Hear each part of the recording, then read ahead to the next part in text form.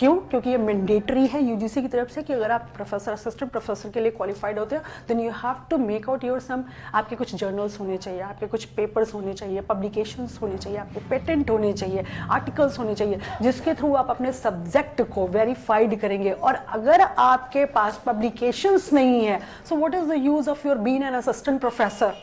केवल कमाने थोड़ी ना जा रहे हो बेटा, वहाँ पे आउटपुट्स भी दिए जाते हैं। And when you are going to present yourself as a output, तो इतना आप ध्यान रखिए कि उसका कंसिडरेशन होता है। तो एक चीज़ आप लोगों को मैं और बता देती हूँ, भले अभी आप यूजीसी नेट की तैयारी कर रहे हैं, पेपर देने के बाद आप लोग अपने सब्जेक्ट से रिलेटेड किसी पॉइंट को लिखो, उसको कहीं ना कहीं पब्लिकेट कराओ। उससे क्या होगा, आपको एक बेनिफिशियल होगा। जब आप असिस्टेंट प्रोफेसर में सेलेक्ट होंगे तो वहाँ पर आपके पास एक मेजर पॉइंट होगा that I have a publicatory mark, जो मैंने एज ए आर्टिकल या as a point of view research को पब्लिकेट किया है। ये आपको बहुत बेनिफिशियल देगा सिलेक्शन के लिए। ध्यान रखिएगा, आपको 100 में से 80% चांसेस जो है सिलेक्शन के मिल जाते हैं। फाइन।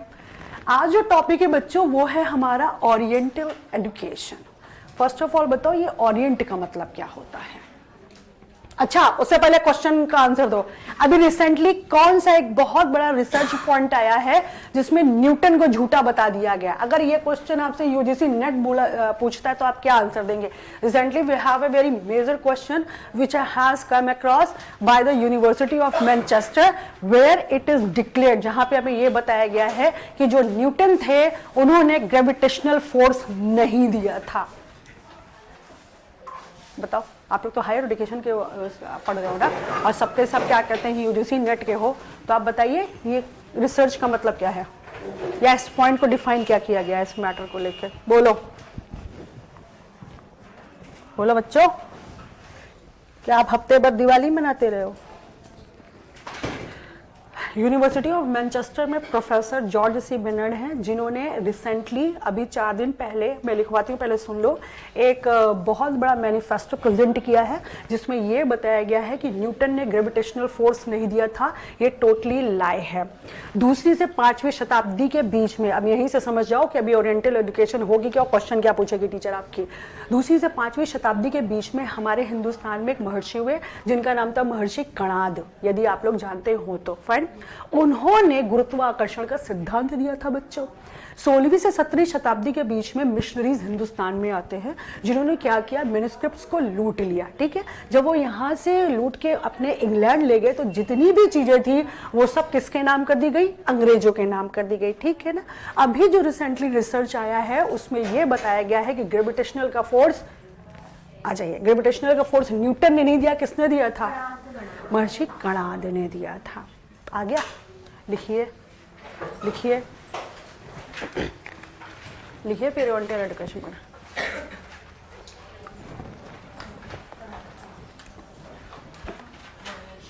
कणाद बेटा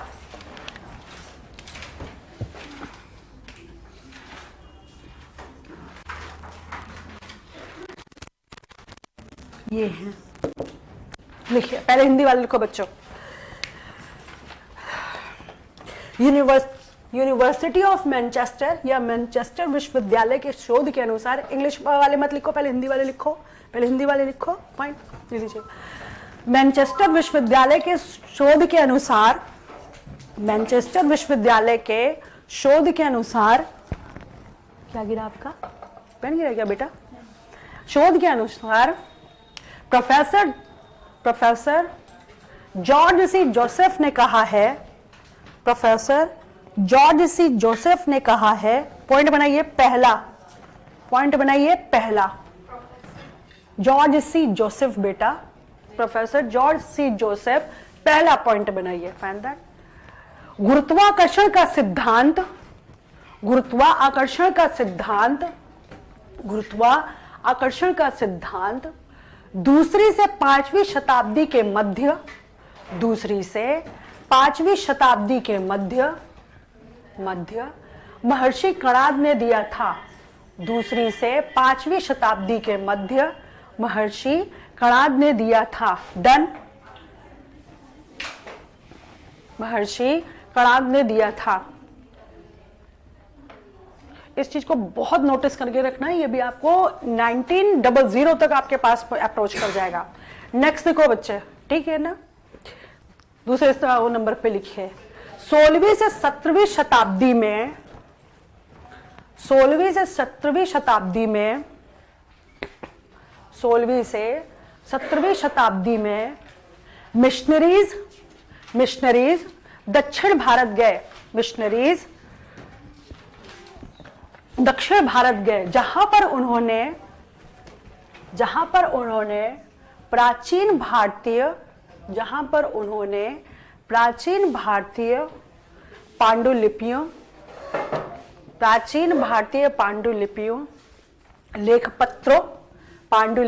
लेखपत्रों और शोध पत्रों को चुरा लिया। पांडुलिपियों, शोध पत्रों और लेख पत्रों को चुरा लिया।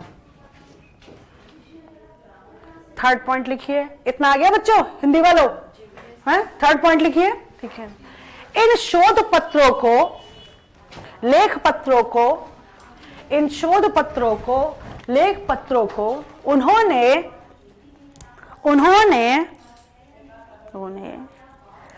अपने वैज्ञानिकों के नाम से और विचारकों के नाम से, इन्वर्टेड कॉमा ओपन करो बच्चों, वैज्ञानिकों के नाम से और विचारकों के नाम से, इन्वर्टेड कॉमा ओपन करिए, भारतीय शिक्षा पद्धति में सम्मिलित कर दिया।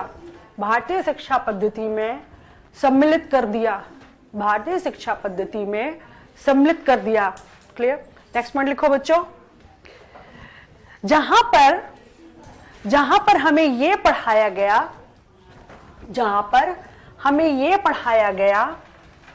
कि गुरुत्वाकर्षण का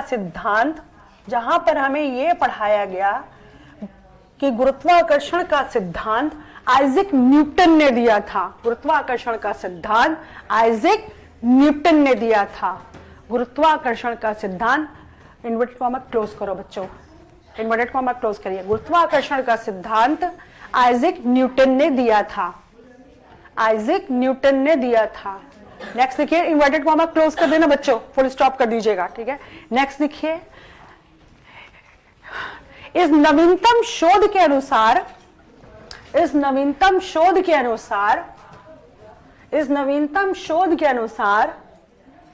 भारतीय शिक्षा पद्धति जिसे यूरोपीय शिक्षा पद्धति से निम्न बताया गया था, अंडरलाइन करो इसको, इस नवीनतम शोध के अनुसार, बच्चों अंडरलाइन कीजिए, भारतीय शिक्षा पद्धति जिसे यूरोपीय शिक्षा पद्धति से निम्न बताया गया था, उसने सारे समीकरण परिवर्तित कर दिए हैं। लिख लिया बच्चों? लिख लिया? हिंदी वालों लिख लिया? बेटा कहां से करना बताइएगा जी? निम्न बताया था, निम्न बताया, उसने सारे समीकरण परिवर्तित कर, सारे समीकरण जो हैं बेटा वो परिवर्तित कर दिए हैं। मतलब अभी आप जब स्टडी करेंगे 1835 Macaulay education system, then you will find over there. आ गया बच्चों? इंग्लिश वाले लिखना शुरू कीजिए। क्या 5 मेजर पॉइंट है इसमें? हाथ उठाओ जो बगैर देखे बता सकता है। कौन से मेजर पॉइंट, 5 मेजर पॉइंट है, बगैर देखे हाथ उठा के बताओ कौन बता सकता है पूरा हिंदी में? अरे बच्चों, तो आप लोग लिखते लिखते सिर्फ लिख रहे थे, पढ़ नहीं रहे थे। चलिए लिखे, according to the new research of university of Manchester, पहले ये बताओ यूनिवर्सिटी ऑफ मैनचेस्टर है किस देश में? ब्रिटेन में। According to the new research of university of Manchester,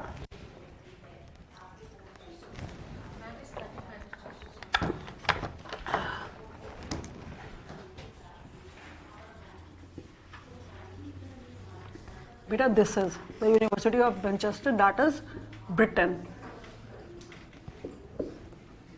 Done? It is in Britain.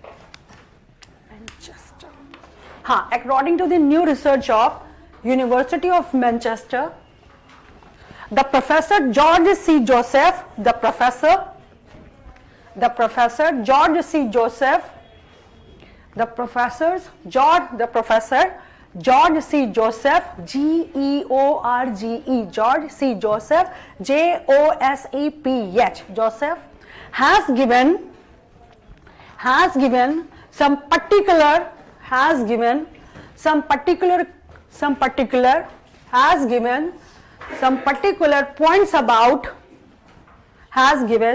particular points about gravitational force, has given some particular points about gravitational force, has given the one लिखिए, the one, हाँ बेटा 1 2 3 4 बनेंगे ना, the one from 2nd to 5th century,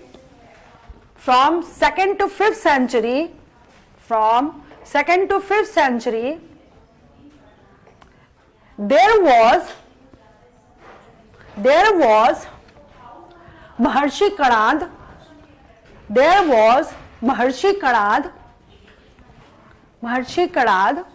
has given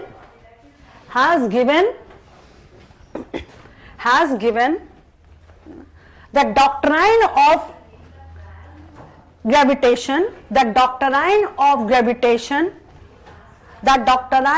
gravitation, एक चीज बेटा सुनो जो इसमें पॉइंटेड है, अब ये दिया कहां था, सॉरी मेरे दिमाग से स्किप हो गया था, वैश्विक सूत्र में, कहां पे, वैश्विक सूत्र में, महर्षि कणाद में वैश्विक सूत्र लिखा था, वहां पे इस चीज के बारे में बताया गया, लिख लीजिए आप लोग, कहां तक लिखा इंग्लिश वालों बताओ बच्चों, इन वैश्विक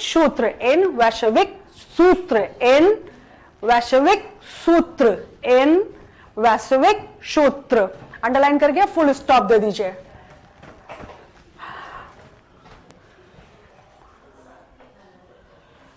अकॉर्डिंग टू दिस रिसर्च, हाँ बेटा, हाँ बच्चे, हाँ बुक है पूरी, जैसे उपनिषद होते हैं बेटे, है ना, लाइक दैट, देखिए।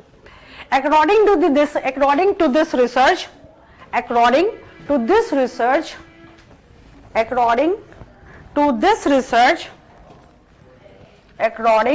research, the perception about inverted comma open करो बच्चों, according to this research, the perception about Indian education, the perception about the Indian ancient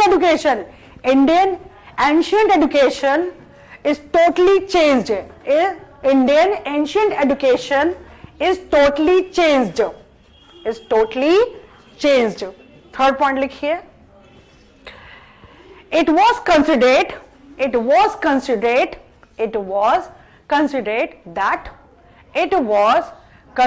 that हाँ बेटा ऐसा माना जाता था, इट वॉज कंसिडर्ड, DATE आप ये यूज करेंगी, मैं लिख दूं स्पेलिंग बेटा, considered that European education was superior to the Indian education, European education was, कहां छूट गया बेटा, ये कहां छूट गया आपका, European education was superior to the Indian education, in which we were taught, TAUGST, in which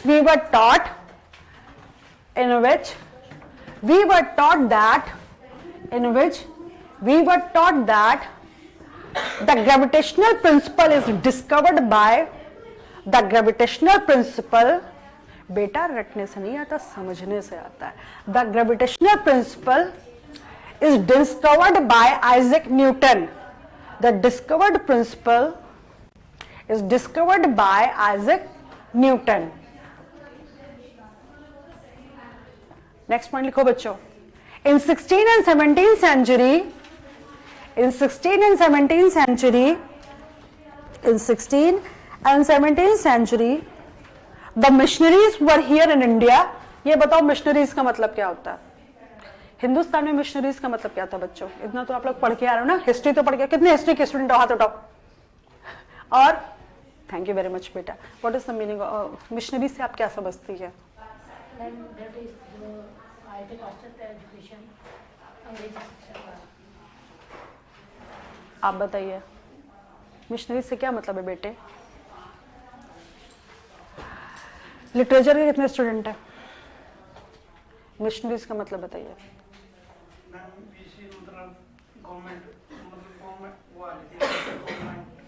what is government?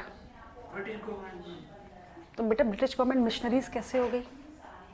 Ma'am on that time there you can say that this is the time of industrialization. I'm not asking about romanticism.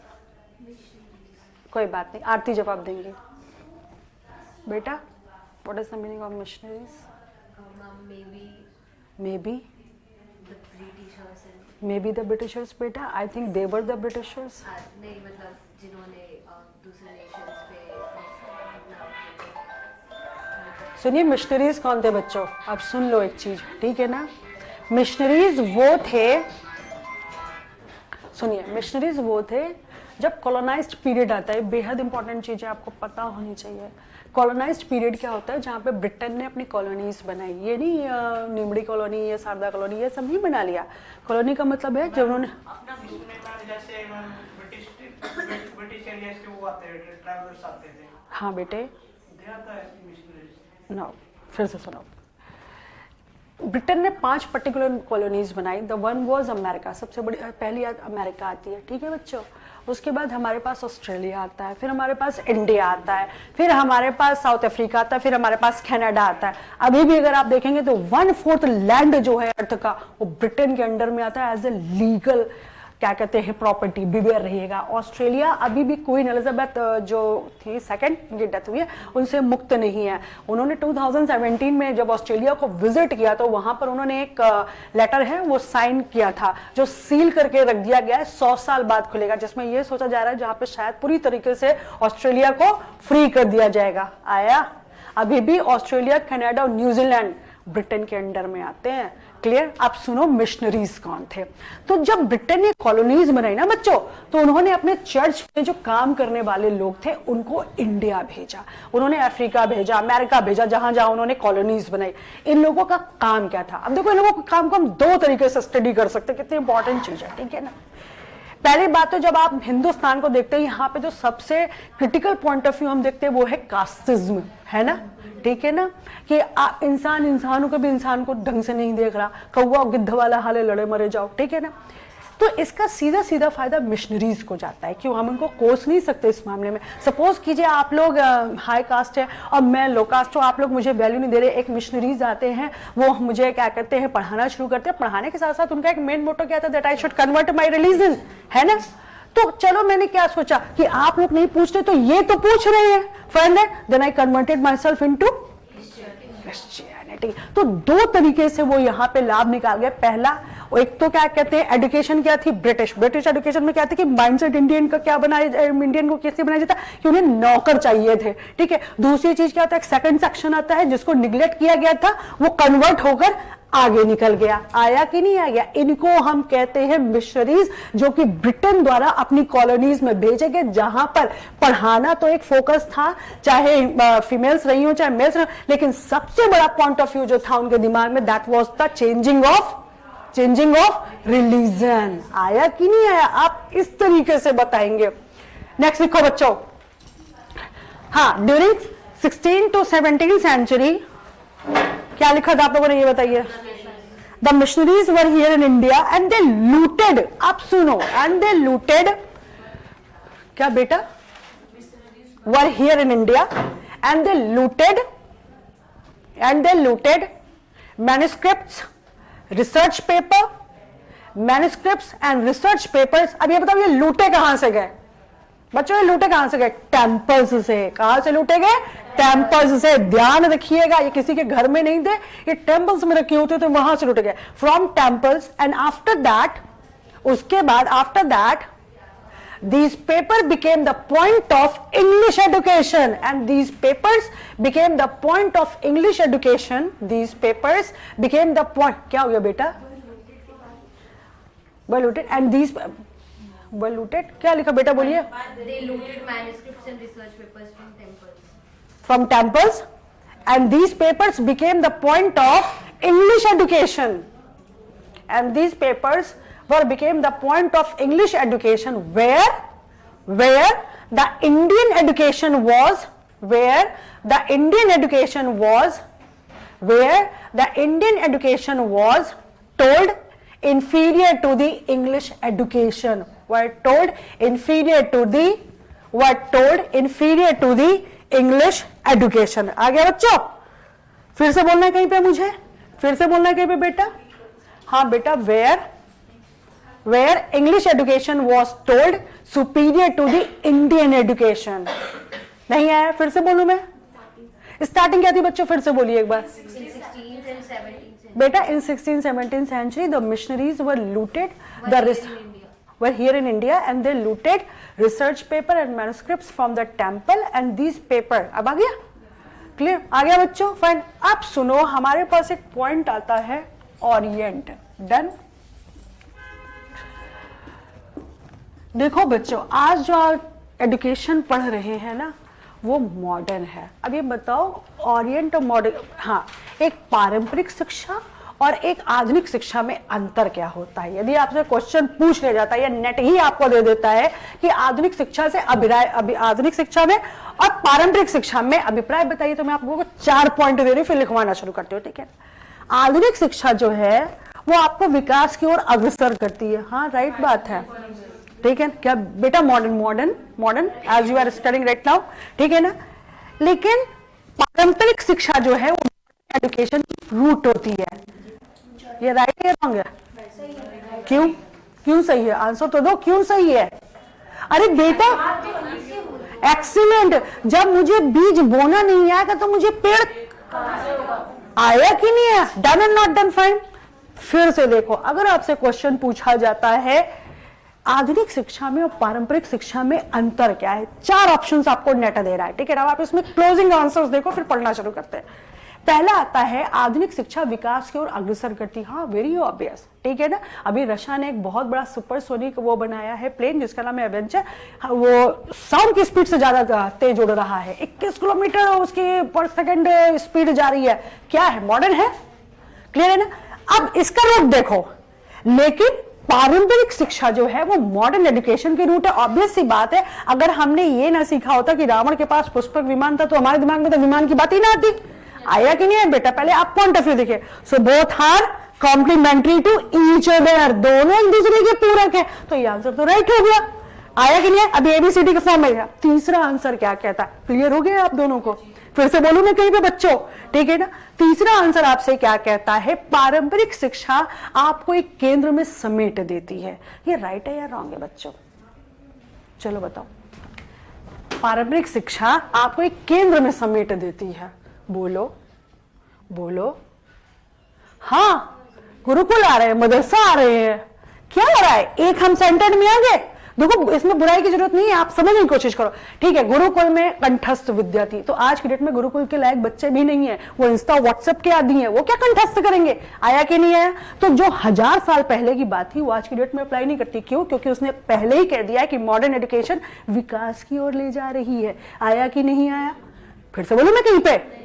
तो जैसा समय था वैसे बच्चे थे, जैसे बच्चे थे वैसी एजुकेशन थी. आज की डेट का बच्चा इंस्टा है, आज की डेट का बच्चा सोशल मीडिया, वो कहां से पारंपरिक एजुकेशन में अपना सर खपाएगा? आया कि नहीं आया?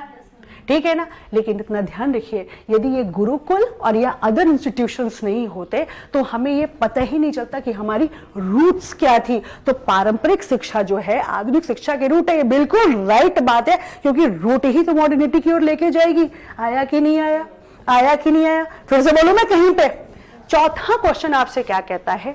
शिक्षा में परिवर्तन और समय में परिवर्तन दोनों पारंपरिक और आधुनिक शिक्षा को चेंज कर देते हैं. बताओ कैसे? देखो, अभी आपको हिंट दे गई मैं कितनी बड़ी. क्या बेटा? नहीं, अभी बहुत बड़ी हिंट दे के गई हूं मैं आप लोगों को. वहां यहाँ पे व्हाट्सएप नहीं है बच्चे. मैं फिर से क्वेश्चन सुनो, फिर से सुनिए कि शिक्षा में परिवर्तन और समय में परिवर्तन, ठीक है ना, आधुनिक शिक्षा के लिए मार्ग खोल देते हैं. अब बताओ, अभी आपको कितना बड़ा उदाहरण दिया था मैंने. क्या दिया था जरा बताओ? क्या दिया था? सुपरसोनिक प्लेन बना है, साउंड की स्पीड से ज्यादा है, आ गया। तो शिक्षा, अभी आप लोगों को आंसर क्या गया था कि आप देखो पॉइंट पे थी कि बच्चे आज की डेट को नहीं है बेटा जो पेपर उड़ाएंगे, कहाँ अपना दिमाग लगा रहे हैं। They are in IIT, they are in skills. आया कि नहीं आया फाइंड दैट। तो आया कि नहीं आया? चौथा क्या कहता है? शिक्षा में परिवर्तन जब तक टेक्नोलॉजी चेंज नहीं होगी, जब तक साइंस में रिसर्च नहीं होगा, जब तक दिमाग नहीं लगाएंगे, तो हम समय को कैसे चेंज करेंगे? नहीं आया बेटा? समय को कैसे चेंज करेंगे? कि इजराइल ने क्या किया, जो क्या कहते हैं एनवायरनमेंट में वाटर है, इस समय जो पानी हमें नहीं दिख रहा, उसको उसने मशीन ऐसी बना दी, वो पानी को क्या कहते हैं कंजर्व करके फिल्टर बना दे रहा है। फिल्टर पानी लो बैठ के पियो। आया कि नहीं है? वो क्या कहते हैं इस पे खेती कर रहे हैं, जमीन पे खेती कर रहे हैं। आप देखो जापान को वर्चुअल गेम बना रहा है ड्रीम्स की सहायता से। उसने ऐसे घर बना दिए कि जैसे ही क्या कहते हैं भूकंप आएगा, घर जो है वो जमीन से हवा में उठ जाएंगे। What is that? Demand of change in शिक्षा, demand of change in time. Clear है कि नहीं क्लियर? लेकिन इतना ध्यान रखिए, इनकी शुरुआत कब से हुई? कन्वेंशनल या ओरिएंट एजुकेशन से। क्लियर है कि नहीं क्लियर है? तो ये बताओ चारों ऑप्शन में सबसे ज्यादा राइट कौन है? चारों ऑप्शन सही है, चारों ऑप्शन गलत है। अब बताओ, अगर आपको आंसर आता है ABCD, चारों तथ्य सही है, ABCD चारों तथ्य गलत है, ABCD इनका आज के समय में कोई मतलब नहीं है, या ABCD इनका कोई मतलब ही नहीं बनता, कौन सा आंसर राइट है? चारों सही है। नहीं आया बच्चों? फिर से डिफाइन करना है मुझे, क्लियर करूं कि नहीं क्लियर? अब आप इस चीज को देखो बेटा, ध्यान रखिए कि जब आप लोग आज की डेट में 2023 में जब आप लोग हायर एजुकेशन को स्टडी कर रहे हैं, तो आज की डेट में हायर एजुकेशन को स्टडी करने से पहले सबसे पहले एक चीज आप अपने माइंड में ये बैठा लीजिए कि जो इन्वेंशंस हो रहे हैं उनका क्या रोल है। नहीं आया? नहीं आया? क्या आया? आ तो गया बेटा, क्या आया? इन्वेंशंस का क्या मतलब इसका क्या है आधुनिक शिक्षा में? आप लोग आंसर तो दो बेटा। देखो दिमाग चलाना सीखो। अभी तो आपने एग्जांपल दिया ना कि पहले तो कागज से प्लेन उड़ा रहे थे, तो अभी तो प्रैक्टिकली IIT कर रहे हो, मॉडर्निज्म उसकी वजह से कर रहे हैं ना। मॉडर्निज्म की तरफ से मॉडर्न क्लियर हो गया बच्चों? आया कि नहीं आया? तो जितना कन्वेंशनल जरूरी है उससे ज्यादा मॉडर्न जरूरी है। आया कि नहीं? आपको घर के काम के साथ साथ दुनिया चलानी भी आनी चाहिए। कल को जब आप लोग असिस्टेंट प्रोफेसर बनेंगे तो आपको अपने सब्जेक्ट को वेरीफाई प्लस उसका एग्जाम्पल देना भी आना चाहिए। ये नहीं कि हमने रटी रटाई विद्या पे पढ़ा दिया, खत्म काम, पॉसिबिलिटी लेस है, डन। अब आप ओरिएंट समझो, आगे कि नहीं आ गया? फिर से बोला कहीं पे क्या बेटा? फाइन। अब ओरिएंट समझो क्या होता है। ओरिएंट होता है बेटा, ये वो स्टडी है जो कल्चर पे बेस्ड होती है। अभी बताओ कल्चर क्या होता है? क्वेश्चन आंसर दीजिए आप लोग। अंजुम कल्चर क्या होता है बेटे? वेट, अभी देखो कुछ सिखाया था मैंने आप लोगों को, सिखाया था बच्चों, एटिकेट ध्यान रखो। हाँ बेटा, व्हाट इज कल्चर?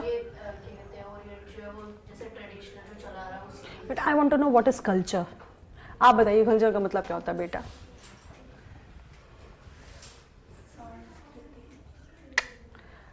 आप दो बेटा answer. Mom, culture basically it's a combination of dressing, speaking, language, and food, everything. आपने क्या कहा था? संस्कृति बेटा, संस्कृति नहीं होता है, संस्कृति। चलो क्वेश्चन का आंसर दो। इंडिया को क्यों कहते हैं कि डाइवर्सिटी इन कल्चर? आप आंसर दीजिए। ये सोचो कि मैं ऐसे पढ़ा के पॉइंट खत्म कर दूंगी तो ये पॉसिबिलिटी नहीं है, पहले आंसर दो। What is the mean of संस्कृति में विभिन्नता का मतलब क्या? चलो आंसर तो दो बच्चों, कोई तो दो आंसर। अलग अलग वो है, ठीक है ना? जब आप ओरिएंट पे आते हैं बेटा, फाइंड दैट, इसको हमें दिया गया स्टडी ऑफ, मैं भी आपको क्लियर करी हो, ठीक है ना? Study of east Asian countries. आप चलो बताओ ईस्ट एशियन कंट्रीज क्या है? What is east Asian countries? कहाँ रहते हो आप लोग? हम एशिया में है ना, तो हम ईस्ट में आ रहे हैं, वेस्ट में आ रहे हैं, नॉर्थ में आ रहे हैं, साउथ में आ रहे हैं, किधर आ रहे हैं बेटा? सॉरी, साउथ, साउथ ईस्ट में आ रहे हो आप लोग। हिंदुस्तान के साथ कितने देश सीमाएं शेयर करते हैं? Wait wait wait, Anjali answer दो बेटा। कौन कौन से?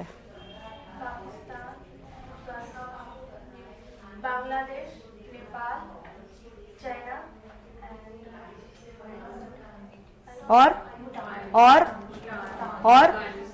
वो बोल देगी और म्यांमार, ठीक है ना। ये सारे ईस्ट एशियन कंट्रीज हैं। कौन है? अगर आपसे पूछा जाता है कि ईस्ट एशियन कंट्रीज क्या है बेटा, तो सबसे पहले एशिया में क्या आता है? हिंदुस्तान, चाइना, रशिया, ठीक है ना। इसके बाद ईस्ट एशियन कंट्रीज में अगर आपसे पूछा जाता है, आपको नहीं आ रहा समझ में, तो पकड़ो अपने देश को। हमारे देश में कौन बाउंड्री शेयर कर रहा है? देखो श्रीलंका शेयर करता है, लेकिन बाउंड्री शेयर नहीं करता है, वो वाटर से हो जाता है, ठीक है ना, जहां पे बे ऑफ वो हो जाता है, ठीक है ना। अच्छा, तो अब आपसे क्वेश्चन पूछा जाता है, अब ध्यान दो, अगर आपसे पूछा जाता है ओरिएंट का मतलब क्या है, तो ओरिएंट का मतलब होता है कल्चर। क्या होता है? कल्चर, जहां पे हम सांस्कृतिक शिक्षा को पढ़ते हैं। अब सांस्कृतिक शिक्षा होती है, क्या होती है? पहले ये सुन लो बेटा, पहले सुन लीजिए। सांस्कृतिक शिक्षा वो होती है, अब इनका आंसर देखो कितना अच्छा था, आपका खाना पीना क्या है, आपके कपड़े क्या हैं, ठीक है ना, आपकी बोली क्या है, आपकी क्या कहते हैं पढ़ाई जो है वो किस तरीके से जनरेट होकर निकल रही है, आया कि नहीं आया, इसको हम सांस्कृतिक शिक्षा ऑफ यानी पर्टिकुलर कम्युनिटी बोलते हैं। आया कि नहीं आया? सांस्कृतिक शिक्षा ऑफ यानी पर्टिकुलर कम्युनिटी। किस धर्म में डेड बॉडी को गिद्धों को खाने के लिए दे दिया जाता है? पारसी धर्म में। ये उनका कल्चर है, ये उनका कल्चर है बेटा, इट्स वेरी कॉमन, ये उनका कल्चर है। क्लियर है कि नहीं क्लियर? जब अंग्रेजों ने हिंदुस्तान में कदम रखा, पहले बताओ कब रखा? अंग्रेज हिंदुस्तान में आए कैसे? आपने पढ़े ना हायर एजुकेशन में, ओरिएंट को जब पढ़ने जाते, हिंदुस्तान में अंग्रेजों का आगमन कैसे हुआ था? एंड बेटा why it was established, the reason behind that one? Aurangzeb ने उनको अलाउ करा था basically East India Company setup करने के लिए, यहाँ ट्रेड करने के लिए आए थे, बिकॉज सारे रिसोर्सेज यहाँ पे चीप थे, सारा रॉ मटेरियल अवेलेबल। बेटा प्लीज, हु सेड कि सारे रिसोर्सेज यहाँ पे चीप थे? Not at all. हम यहाँ लेबर बहुत चीप। हाँ बेटे, आपने पेंटिंग करानी है, बुला लो चौक से 4, है ना, वो लकड़ी का काम कराना है, बुला लो चौक से 2, लेबर इससे। इंडिया को गोल्डन वर्ल्ड भी बोला जाता था यहाँ पे। चलो come to the point of, पहले सुनो, कोई बात नहीं बेटा, thanks. That is Bengal, that is Bengal. चलो सुनो, जिससे आप लोग इसकी जड़ तक पहुंच सको, क्योंकि क्वेश्चंस बेहद इंपॉर्टेंट होते हैं। बेटा देखो सुनो, जब आप नेट की प्रिपरेशन करते हो, ठीक है ना, नेट कोई साधारण पढ़ाई नहीं है।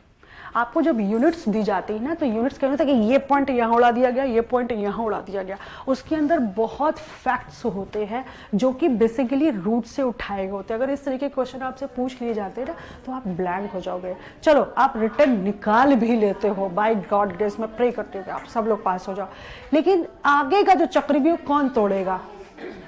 वो है वाइवा।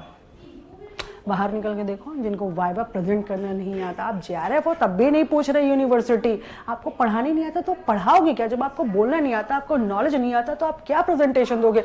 और एक बात और ध्यान रखो, आज की डेट में प्रोफेसर्स के साथ जो ब्रिलियंट रिसर्चर्स होते हैं उनको भी बैठा दिया जाता है। आप जैसे एज के होते हैं, 25-26 साल के बैठे हैं, अब जो 25-26 साल का अपडेटेड रिसर्चर बैठा, आप उसको झेल लोगे? आप ही जानो, आप ही लोग जानो अब आप लोगों को कैसे करना। तो आप ये सोचो कि हम हायर एजुकेशन पढ़ रहे हैं, हम रिसर्च एप्टीट्यूड पढ़ रहे हैं, हम टीचिंग एप्टीट्यूड पढ़ रहे हैं, these are the common point of view. लेकिन क्या आपको पता है कि रियल में हम पढ़ क्या रहे हैं? सुनो पॉइंट क्या था।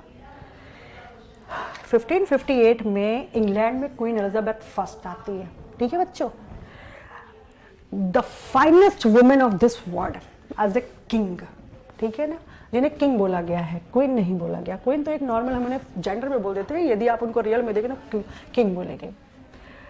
उनको उनके ट्रेवलर्स ने इन्फॉर्म किया कि जब हम एशिया जाते हैं तो वहाँ पर एक कंट्री है India, very enriched in human resources, animal resources and natural resources. आ गया बच्चों, ठीक है ना। इसकी कहानी देखो कितनी खूबसूरत है। अब ऑब्वियस सी बात है, एक कंट्री की GDP कैसे उठती है? कॉमर्स से, ट्रैवलिंग से और ट्रेड से। नहीं आया? किससे उठती है बताओ, आंसर दो। कॉमर्स से, ट्रेड से। एक्सपोर्ट कितना हो रहा है, इंपोर्ट कितना हो रहा है, यही तो देखा जाएगा ना कि आप भेज कितना रहे हैं। इस दुनिया में सबसे ज्यादा लेबर एक्सपोर्ट करने वाला देश कौन सा है, जिसमें IIT, इंजीनियर, डॉक्टर्स? हिंदुस्तान।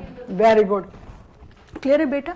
तो उन्होंने यहाँ पे भेजा भाई, उस समय हिंदुस्तान के जो बेटा औरंगजेब में थे, he was in the year 1707, fine.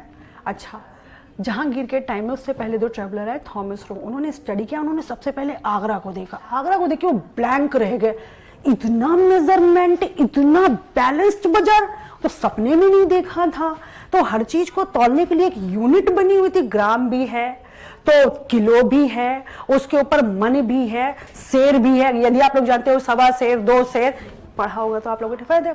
एक एक चीज उन्होंने नोटिस करी, देखो वो यहाँ पे आए इसी पर्पज से थे, ठीक है ना, एज ए ट्रेडर्स आए थे, फाइन। फिर उन्होंने देखा पैसे की कमी नहीं है, एक तो हिंदुस्तानी कहाँ जाके डोनेट कर रहा है, मंदिर में, ठीक है ना। बोले वाराणसी का जो कॉरिडोर बना है 350 करोड़ रुपए का, तिरुपति बालाजी बोले ये 1 महीने की कमाई है हमारी 350 करोड़ रुपए जितना आपने कॉरिडोर बनाया है। आप समझ गए, क्लियर। फिर उन्होंने क्या देखा, बेटा नींद आ रही ना, जाइए मुंह धो के आइए, ठीक है ना। दूसरी चीज उन्होंने क्या देखा, बेटा ह्यूमन रिसोर्सेज बहुत है, क्या देखा, हिंदुस्तानी काम करने में बड़ा माहिर है। एक ये बाबर ने लिखा है, एक कपड़ा पहन लेता है ऊपर, लड़कियां वो ऊपर नीचे पहने काम में जुटी है, ठीक है ना। इससे ज्यादा और फिर इतनी ग्रीनरी सपने में नहीं देखी। दे नोटिस्ड एवरीथिंग। कहां पहुंचे, कहां पहुंचे, क्वीन एलिजाबेथ के पास 1599 में एक आदेश जाता है, ईस्ट इंडिया कंपनी बनेगी। वो कहां जाएगी, भारत। आ गया आप लोगों को, आया ना बेटा। जब वो यहाँ पे आए तो पहले तो ट्रेडर बन के आए, फिर देखो हमारे यहाँ बड़ी विशेषताएं हैं जो कूट कूट के भरी है। पहली कलह, दूसरी है फूट और तीसरी है गद्दारी। हम वेस्टर्स में, क्लियर है ना। उन्होंने जब इस चीज को देखा तो सबसे पहले अंग्रेजों ने पकड़ा था वेस्ट बंगाल को, जहां पे प्लासी का युद्ध हुआ था 1757 में। इस 1757 में प्लासी के युद्ध ने हिंदुस्तान में अंग्रेजों की नींव रेडी कर दी थी। आ गया, यहीं से ओरिएंटलिस्ट एजुकेशन का पॉइंट उठता है। आया कि नहीं आया, फिर से बोलूं मैं कहीं पे, फिर से बोलूं कि नहीं बोलूं बच्चों। तो फिर कौन बताएगा मैंने क्या बताया, चलो बताओ, आप बताओ कौन बताएगा मैंने बताया। बोलो बेटा, अगर आप लोग बोल नहीं पाओगे तो फिर लिख क्या पाओगे, टिकिंग में भी पॉइंट लगता है। अरे अंग्रेज हिंदुस्तान में क्यों आए, एक्सीलेंट, किसने भेजा था, भेजा था ना। उसके बाद किस सन में हिंदुस्तान में रॉबर्ट क्लाइव ने अंग्रेजों की नींव जो थी as a British empire ready कर दी थी, that was 1757 battle of Plassey.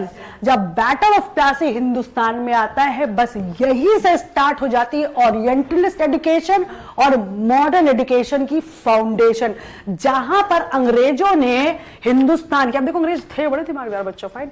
यहाँ के लोग तो ऐसे भी दिमाग, क्या बोलूं मैं, ऐसा फूट में थे। इन्होंने क्या किया, अब बेवेयर रहना। इस ओरिएंटल का पॉइंट सुनो, इसमें हमारे पास विलियम जोन्स आते हैं, जेम्स प्रिंसेप आते हैं, लॉर्ड कर्जन आते हैं। लॉर्ड कर्जन को जानते हो, जानते हैं, कितने लोग जानते हैं, अरे कितने लोग जानते हो बेटा। चलो अब इनकी विशेषता बताओ क्या थी। या तो कहां से हाथ उठा दिया, नहीं बेटा, सॉरी टू से। आपने हाथ उठाना बेट, आपने हाथ उठाना बेटा। बताइए लॉर्ड कर्जन की क्या कहानी थी। उससे आगे आइए, जिसके लिए उन्हें मुख्यतः जाना जाता है, इंग्लिश एजुकेशन के लिए। That was Lord Macaulay 1835। उससे पहले विलियम जोन्स, दैट 1784। वॉरेन हेटिंसन स्टिंगस 1780। बेटा हिंदुस्तान के मॉन्यूमेंट्स को कंजर्व करने का जो वो जाता है ना कंट्रीब्यूशन, वो लॉर्ड कर्जन को जाता है। नहीं आया, क्या आया, नहीं आया।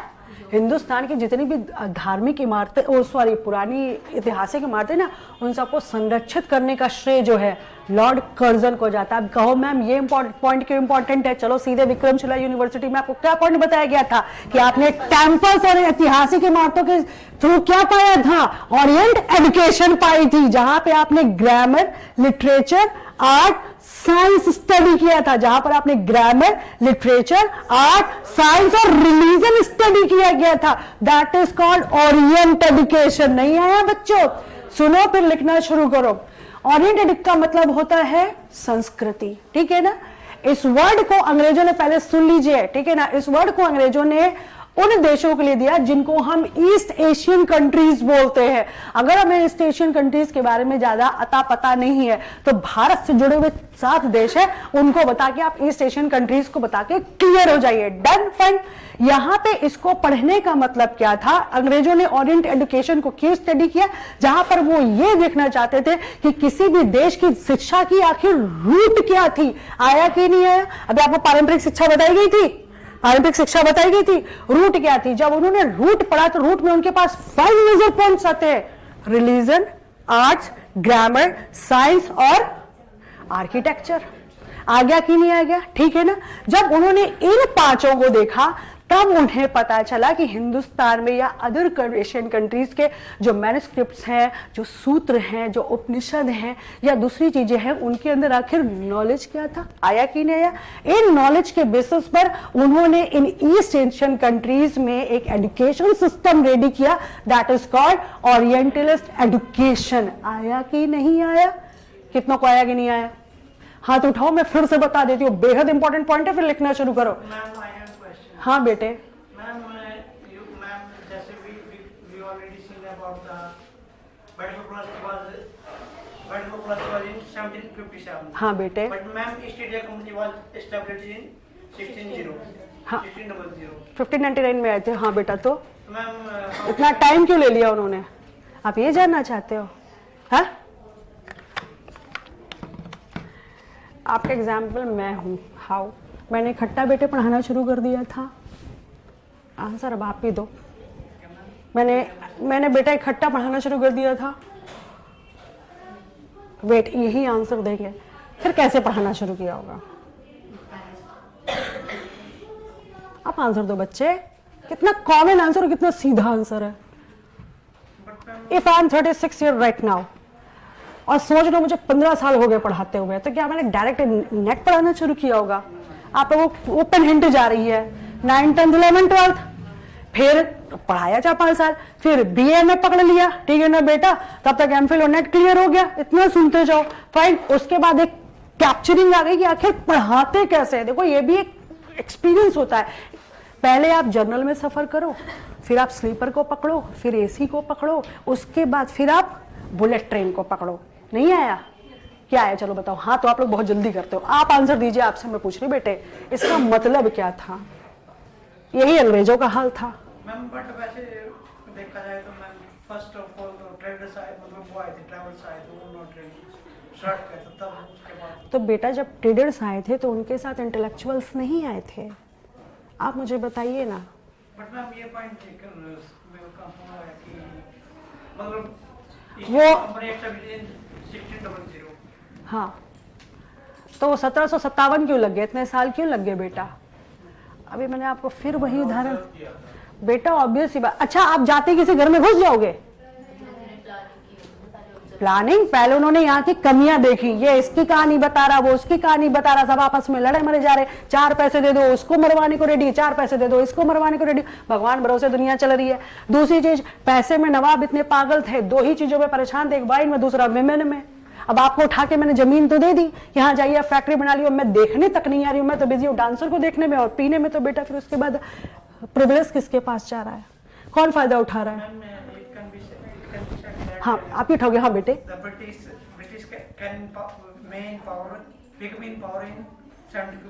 हाँ, पर बेटा उसके पीछे पूरी एक रूपरेखा ही है। आप ये भी तो समझो ना, मैंने क्या कहा, 36 ईयर राइट नाउ, तो क्या मैंने तुरंत पढ़ाना शुरू कर दिया? नहीं ना। मैंने क्या कहा, पहले जर्नल, फिर स्लीपर, फिर एसी, फिर बुलेट ट्रेन। अब आप समझ गए। पहले उन्होंने एक जगह को देखा, फिर उन्होंने राज्यों को देखा, फिर क्या कहते हैं अपनी मेंटालिटी कवर अप की, फिर उन्होंने रिसोर्सेस को देखा। अच्छा एक बात बताओ, पैसे वाले से कभी कोई पूछता है कि तुम्हारी औकात क्या है? यही अंग्रेजों का हाल था। जब ट्रेडर बनते गए, मजबूत होते गए और यहाँ पे जमते चले गए, तो बेटा वही इंडियंस जो कल तक उनसे व्यापार कर रहे थे, उनके नौकर बन गए।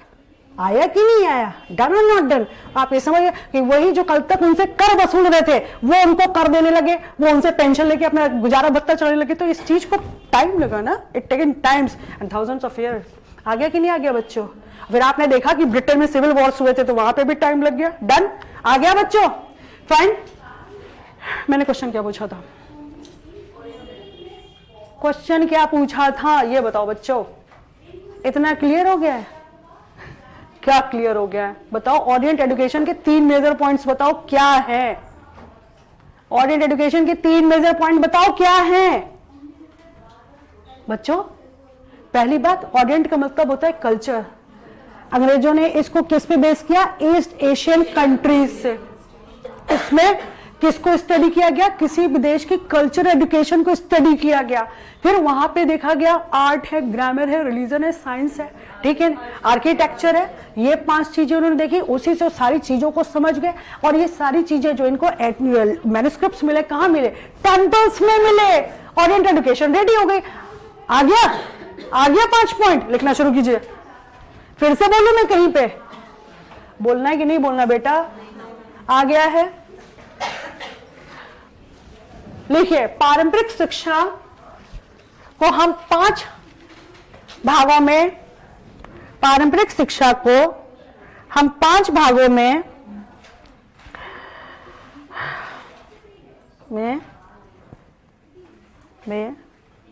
बता सकते हैं। लिखो बच्चों। ऑक्सफोर्ड डिक्शनरी के अनुसार, ऑक्सफोर्ड लिखना शुरू किया आप लोगों ने? बोलूं मैं फिर से बच्चों? ऑक्सफोर्ड डिक्शनरी के अनुसार, ऑक्सफोर्ड डिक्शनरी के अनुसार ओरिएंट वर्ड का शब्द कल्चर है। अंडरलाइन करो बच्चों। ऑक्सफोर्ड डिक्शनरी के अनुसार ओरिएंट शब्द का अर्थ, ऑक्सफोर्ड डिक्शनरी के अनुसार ओरिएंट शब्द का अर्थ कल्चर है, जिसे हम ईस्ट एशियन कंट्रीज से तात्पर्य रखते हैं, जिसे हम ईस्ट एशियन कंट्रीज से तात्पर्य रखते हैं। ईस्ट एशियन कंट्रीज कौन है बच्चों? कौन है ईस्ट एशियन कंट्रीज बताइए?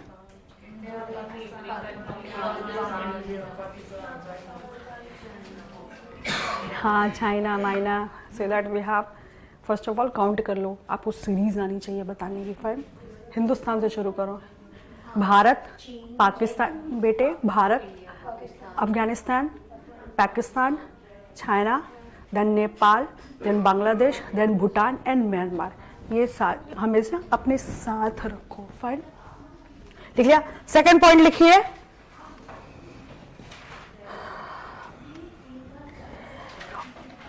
पारंपरिक शिक्षा को हम सांस्कृतिक शिक्षा कहते हैं। पारंपरिक शिक्षा को हम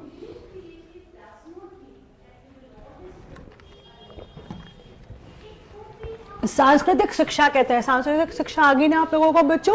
root of any country, root of any country, किसी भी देश की जो जड़ आ रही है पारंपरिक शिक्षा से ही आ रही है। फाइन, थर्ड लिखिए। यह जरूरी हो गया कि हम अपनी प्राचीन शिक्षा पद्धति को, भारतीय नहीं सॉरी, यह जरूरी हो गया कि हम अपनी प्राचीन शिक्षा पद्धति को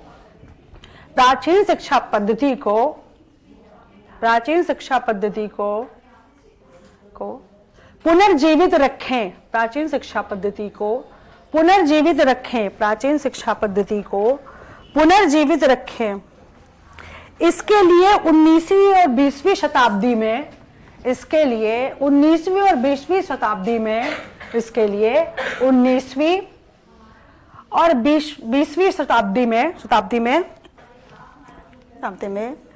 पाश्चात्य दार्शनिकों ने, पाश्चात्य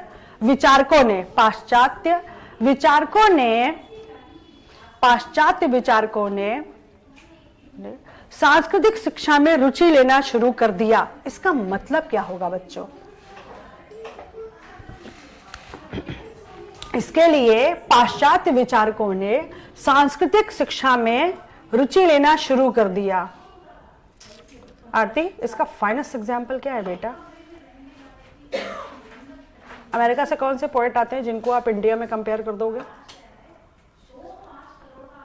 नहीं बेटा, शेक्सपियर, ब्रिटेन। बेटा मैंने अमेरिकन पूछा है, आगे बढ़ो। अंजुम, एक्सीलेंट आंसर, ये लिटरेचर का क्वेश्चन है। हाँ बोलिए। आप लोग रविन्द्रनाथ टैगोर को जानते हो? कौन थे ये? अब आप सुनते कहीं थे बंगाल में बेटा, कौन थे बताइए, सॉरी टू से, कौन थे रविन्द्रनाथ टैगोर? अंग्रेज ठाकुर नहीं बोल पाते थे तो टैगोर बोलते थे, रियल में रविन्द्रनाथ ठाकुर थे, वो ठाकुर नहीं प्रोनाउंस कर पाते थे तो टैगोर टैगोर। अब ये बताओ रविन्द्रनाथ टैगोर थे कौन? लेखक, कवि। और बेटे उन्हें विश्व नागरिक भी बोला जाता है, कॉस्मोपॉलिटन भी बोला जाता है। उनके 3 कंटेम्प्रेरीज का नाम बताइए। हायर एजुकेशन पढ़ रहे हो ना, उनके 3 समकालीन महान व्यक्तियों के नाम बताओ। कह दो मैम ये सब मत पूछा करो। कौन थे बच्चे? अगर बाई देखो बच्चों, आज की डेट में आप अपने दिमाग को ना ऐसे चौकन्ना रखा करो जैसे बाज रखता है, ठीक है ना। आपसे कहीं भी आजकल देखो एक चीज नहीं चली है, आप पढ़ा रहे हो, कोई भी आ जाएगा आपसे 2 क्वेश्चन पूछ लेगा और उसके बाद वो कैमरा में रिकॉर्ड कर लेता है। आजकल की कहानी है जब चल रही है, आप प्लीज बिवेयर हो कि आपका नॉलेज बहुत अच्छा होना चाहिए बेटा, ठीक है ना। अच्छी खासी नौकरी खा जाते हैं मीडिया वाले फालतू के ड्रामे करके, ध्यान रखिएगा। उनको भी इतना पता होना चाहिए कोई ऑलराउंडर तो नहीं है कि हाँ वो जन्म से बस पढ़ते ही चले जाएगा, उसके पास कुछ और काम वाम नहीं है। लेकिन फिर भी आप इतना ध्यान रखिए कि जब आप एज ए टीचर अपनी परफॉर्मेंस देने जा रहे हो तो आपके हाथ में इतना नॉलेज तो होना चाहिए ना कि आप उस चीज को क्लैरिफाई कर सके। कौन 3 महान थे चलो बताओ? आइंस्टीन। और आइंस्टीन कौन थे बच्चों? कोई थे? हाँ। और एक अपने हिंदुस्तान से उठाइए, महात्मा गांधी थे। दूसरे बताइए। महात्मा गांधी नहीं थे बेटा उनके कंटेम्प्रेरी? थे, कहीं होंगे, है ना बेटे? And the third was Hitler. कितने कॉमन क्वेश्चंस है, कितने कॉमन क्वेश्चंस है बेटा। Find that. आइंस्टीन की जब डेथ हुई तो उनके दिमाग को चुरा लिया गया, एडवर्ड हुक ने चुराया और उनके दिमाग का वजन था 1230 ग्राम। फिर उनके दिमाग को तो फिर 224 हिस्सों में बांटा गया जो अराउंड द वर्ल्ड साइंटिस्ट में डिस्ट्रीब्यूट कर दिया गया। जब इनके दिमाग को स्टडी किया गया तो वहां पे पार्शियल एम्फेटिक पॉइंट पाया गया जिसमें यह पाया गया कि इनका दिमाग इस वजह से इतना एक्स्ट्रॉर्डिनरी था। क्लियर है? लिखना शुरू करो। लिखिए बच्चों, लिखिए। क्या बेटा? एक पार्शियल एनकेटिक होता है जो दिमाग में पाया जाता है, मैं डिफाइन करूंगी आप लोगों को, ठीक है ना। उसकी वजह से उनका दिमाग इतना ब्रिलियंट था, सब में पॉसिबल नहीं है। जबकि उन्होंने कहा था मेरा दिमाग चोरी मत करना, तब भी मेरे दिमाग को किसी को मत देना, तब भी एक साइंटिस्ट है एडवर्ड हुक, उन्होंने चुरा लिया था। 1230 ग्राम था उनके दिमाग का वजन और 240 हिस्सों में वो काट के पूरी दुनिया के साइंटिस्ट को दिया गया था। लो पढ़ो, आराम करो। आ गया बच्चों? इट्स कॉमन, पढ़ा करो सारी चीजें। क्या बेटे? बहुत इंटरेस्टिंग बात है जो हमने नहीं सुनी। बेटे सारी चीजें बड़ी इंपॉर्टेंट होती हैं। हाँ जी बोलिए बेटे, है ना। देखो ऐसा क्यों होता है, इसको ओरिएंटेड एजुकेशन के पॉइंट ऑफ मॉडर्न एजुकेशन के पॉइंट ऑफ व्यू देखो। आपको नहीं आ रहा बताना, हम कहाँ अपना सर खपाएंगे मॉडर्न एजुकेशन क्या है, ओरिएंटेड एजुकेशन क्या है। ऑब्वियसली आपके पास एक फाइनेस्ट एग्जाम्पल है, उसको प्रोफेसर को देके आंसर देके सेलेक्ट हो जाओ, निकल जाओ। उनके लिए भी एक यूनिक इन्फॉर्मेशन है कि मैम हम मॉडर्न एजुकेशन को इस हिसाब से समझ सकते हैं कि आइंस्टीन थे, मैं लिखवा रही हूँ, ठीक है ना। उन्होंने कहा था कि मेरे दिमाग को कोई यूटिलाइज नहीं करेगा, मतलब उनको इस चीज़ को पहले ही पता था कि एक बार दिमाग चोरी हो जाएगा। तो और इतना ध्यान रखिएगा, आइंस्टीन ने अपने लास्ट वर्ड जो थे जर्मन भाषा में बोले थे। उस समय उनके साथ एक नर्स थी, किसी को नहीं बताया। हाँ तो है ना, ये बहुत पहले की बात है बेटा। तो आज तक कोई नहीं जान पाया कि आइंस्टीन ने आखिर लास्ट टाइम में कहा क्या था। फाइन। तो आप कैसे बताएंगे मैम कि मॉडर्न एजुकेशन को कैसे स्टडी करते हैं? मॉडर्न एजुकेशन ऐसे कि आइंस्टीन के दिमाग को जब एडवर्ड हुक ने चोरी किया तो उनका वजन 1230 ग्राम था। अब आप मॉडर्न क्यों बताएंगे मैम? क्योंकि एक स्टडी पर्पस से रिलेटेड था, जहां पे एक्सपेरिमेंट करके ये जानना था कि ये साइंटिस्ट आखिर इतने ब्रिलियंट थे कैसे। फिर उनके दिमाग को मॉडर्न स्टडी के पर्पस से 240 पार्ट में डिवाइड करके अराउंड द वर्ल्ड बांट दिया जाता है। आया कि नहीं? जहां पे एक पॉइंट हमें पता चलता है जिसको इंफेरियल हुक बोलते हैं, जिससे हमें पता चला, इंफेरियल हुक में आप लोगों को बताऊंगी लिख के, ठीक है ना, जिससे हमें पता चला कि इसकी वजह से इनके दिमाग जो था वो इतना एक्स्ट्राऑर्डिनरी एक्टिव था। कहानी खत्म, आपका सिलेक्शन रेडी हो जाता है। अब बेटा अब इसमें को कि नहीं मैं मॉडर्न एजुकेशन में तो हम ये पढ़ते हैं कि हमने साइंस को यहाँ पहुंचा दिया, हमने टेक्नोलॉजी ये कर दी, हमने भारत में वंदे भारत चला दी, फिर रैपिड मेट्रो चला दी। This is not that. आपको क्लैरिफिकेशंस आने चाहिए। डन और नॉट डन? कहाँ तक लिखा ये बताइए। ये प्राचीन शिक्षा पद्धति को इसके लिए 1920वीं शताब्दी में पाश्चात्य विचारकों ने स्टडी किया। क्लियर हो गया बेटा? आगे लिखो। Find that. इस शिक्षा में धर्म, इस शिक्षा में धर्म, व्याकरण,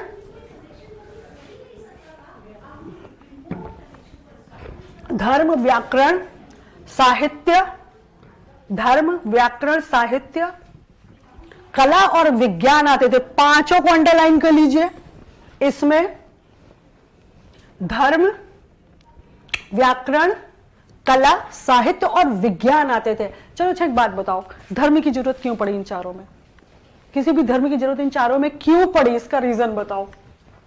बोलो बच्चों, देखो आप लोगों के पास ऑलरेडी आंसर है। क्यों पड़ी बताओ? लोगों को बांटने में, हैं बेटे? लोगों को बांटने में। नहीं, डोंट से दिस आंसर बेटा। लोगों को बांटने में नहीं बच्चे।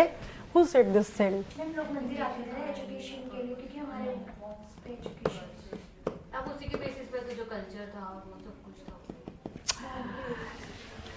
जब आप ताजमहल देखते हैं, लिसन, जब आप ताजमहल देखते हैं या आप कोई भी मुगल आर्किटेक्चर देखते हैं, क्या सीखते हैं? वहाँ की नक्काशी और कला जो होती है वो इतनी based on nature, based on nature. Fine. Nature क्या है? आर्ट है ना। नेचर क्या है? लिटरेचर है ना। डर ना। कला में भी एक व्याकरण चल रहा है। पत्ती ऐसे ट्राइंगल शेप में बनेगी, अपने मन से नहीं बना के। हर चीज की एक वो है। आप ताजमहल को स्टडी करो, दिमाग खुल जाएगा आपका। फाइन। अब आप इंडियन उसमें आप जाइए, हिंदू धर्म में, किसी भी धर्म में देख लो बच्चों। अब आप हिंदू धर्म में जाएंगे तो मंदिरों पे जो डांसर्स बनी है, फाइन, जो ढोल बजाने वाले बने, या सामाजिक जीवन दिखाया गया है, क्या है? टीचिंग्स ही तो है। डन और नॉट डन? फाइन। तो साइंस कैसे दिखाया गया? जैसे आप तिरुपति लेपाक्षी टेम्पल जाते हैं तो वहां पे ना पिलर के नीचे से पूरा का पूरा पेपर निकल जाता है, वो निकल जाता है, कपड़ा निकल जाता है। ये एक साइंस है कि भैया ये कैसे निकल रहा है, आज तक दिमाग में समझ में नहीं आया। आयरन पिलर को देखो आप, जो कहाँ है? कुतुब मीनार में है। फॉस्फोरस यूज हुआ था 6th सेंचुरी में। ब्रिटिशर्स कहते हैं हमने फॉस्फोरस इन्वेंट किया था 16th सेंचुरी में। अच्छा ठीक है ना, आज तक उसमें रस्ट नहीं लगा। What is that? An architecture with science, an architecture with science. तो जब आज हजारों साल बाद हम उस चीज को देखते हैं बेटा, तो वो हमारे लिए स्टडी मटेरियल है कि नहीं है? फाइंड है कि हमें भले मतलब नहीं, लेकिन जो साइंटिस्ट हम हो तो अपना दिमाग यहाँ पे लगा दे रहे कि आखिर यूज हुआ था तो क्या यूज हुआ था। हमारे कानपुर में गुप्तकालीन मंदिर है, लाल ईंट का पत्थर है, मैंने आज तक देखा नहीं बच्चों। फाइन। तो क्या कहते हैं, उसमें पत्थर लगा हुआ, तो जैसे ही बारिश का मौसम होता है ना, उसके 1 महीने पहले वो पत्थर गीला हो जाता है, तो अपने आप इंडिकेशंस आ जाते हैं कि बारिश होगी। अगर वो पत्थर गीला नहीं होता तो ये जाता कि सूखा पड़ेगा। What was? It was an architecture with the help of science presented with religion. नहीं आया? आया कि नहीं आया? फिर से बोलो बेटा, एक बार फिर से बोलूं। तो आप इसी चीज से आप ओरिएंटेड एजुकेशन बता दें कि मैम देखिए, रिलीजन में साइंस, आर्किटेक्चर, आर्ट कैसे कि आर्ट क्या है? खूबसूरत मंदिर बनाया गया, कोई भी चीज बनेगी, फाइनल उसमें साइंस क्या है? तो पत्थर के थ्रू बताया जा रहा है कि बारिश होगी कि नहीं होगी। ठीक है। फिर उसके बाद रिलीजन क्या है कि पर्टिकुलर लोग वहां पर जाएंगे, किसी भी रिलीजन के पर्टिकुलर लोग जाएंगे। फिर वहां पर क्या लिटरेचर क्या, हमें ये पता चला कि ये चीज कैसे फॉलो अप होगी। और व्याकरण क्या है उसके कि आखिर बेटा जो चीजें फॉलो करी गई थी उनकी भी तो एक प्रॉपर स्टडी थी ना, स्टडी थी कि नहीं थी? That's why it is called orientalist education. अब यही मॉडर्न एजुकेशन का रूप हो गया कि हाँ कि इस पत्थर में ऐसा क्या था, क्या इंडिकेशंस थे, वो स्टडी ऑफ पॉइंट है, वो रिसर्च है, एक साइंटिफिक मेथड है। Should I repeat again? लिखना शुरू करो आगे। फाइन। यह शिक्षा हमें भारतीय प्राचीन मंदिरों से प्राप्त होती है।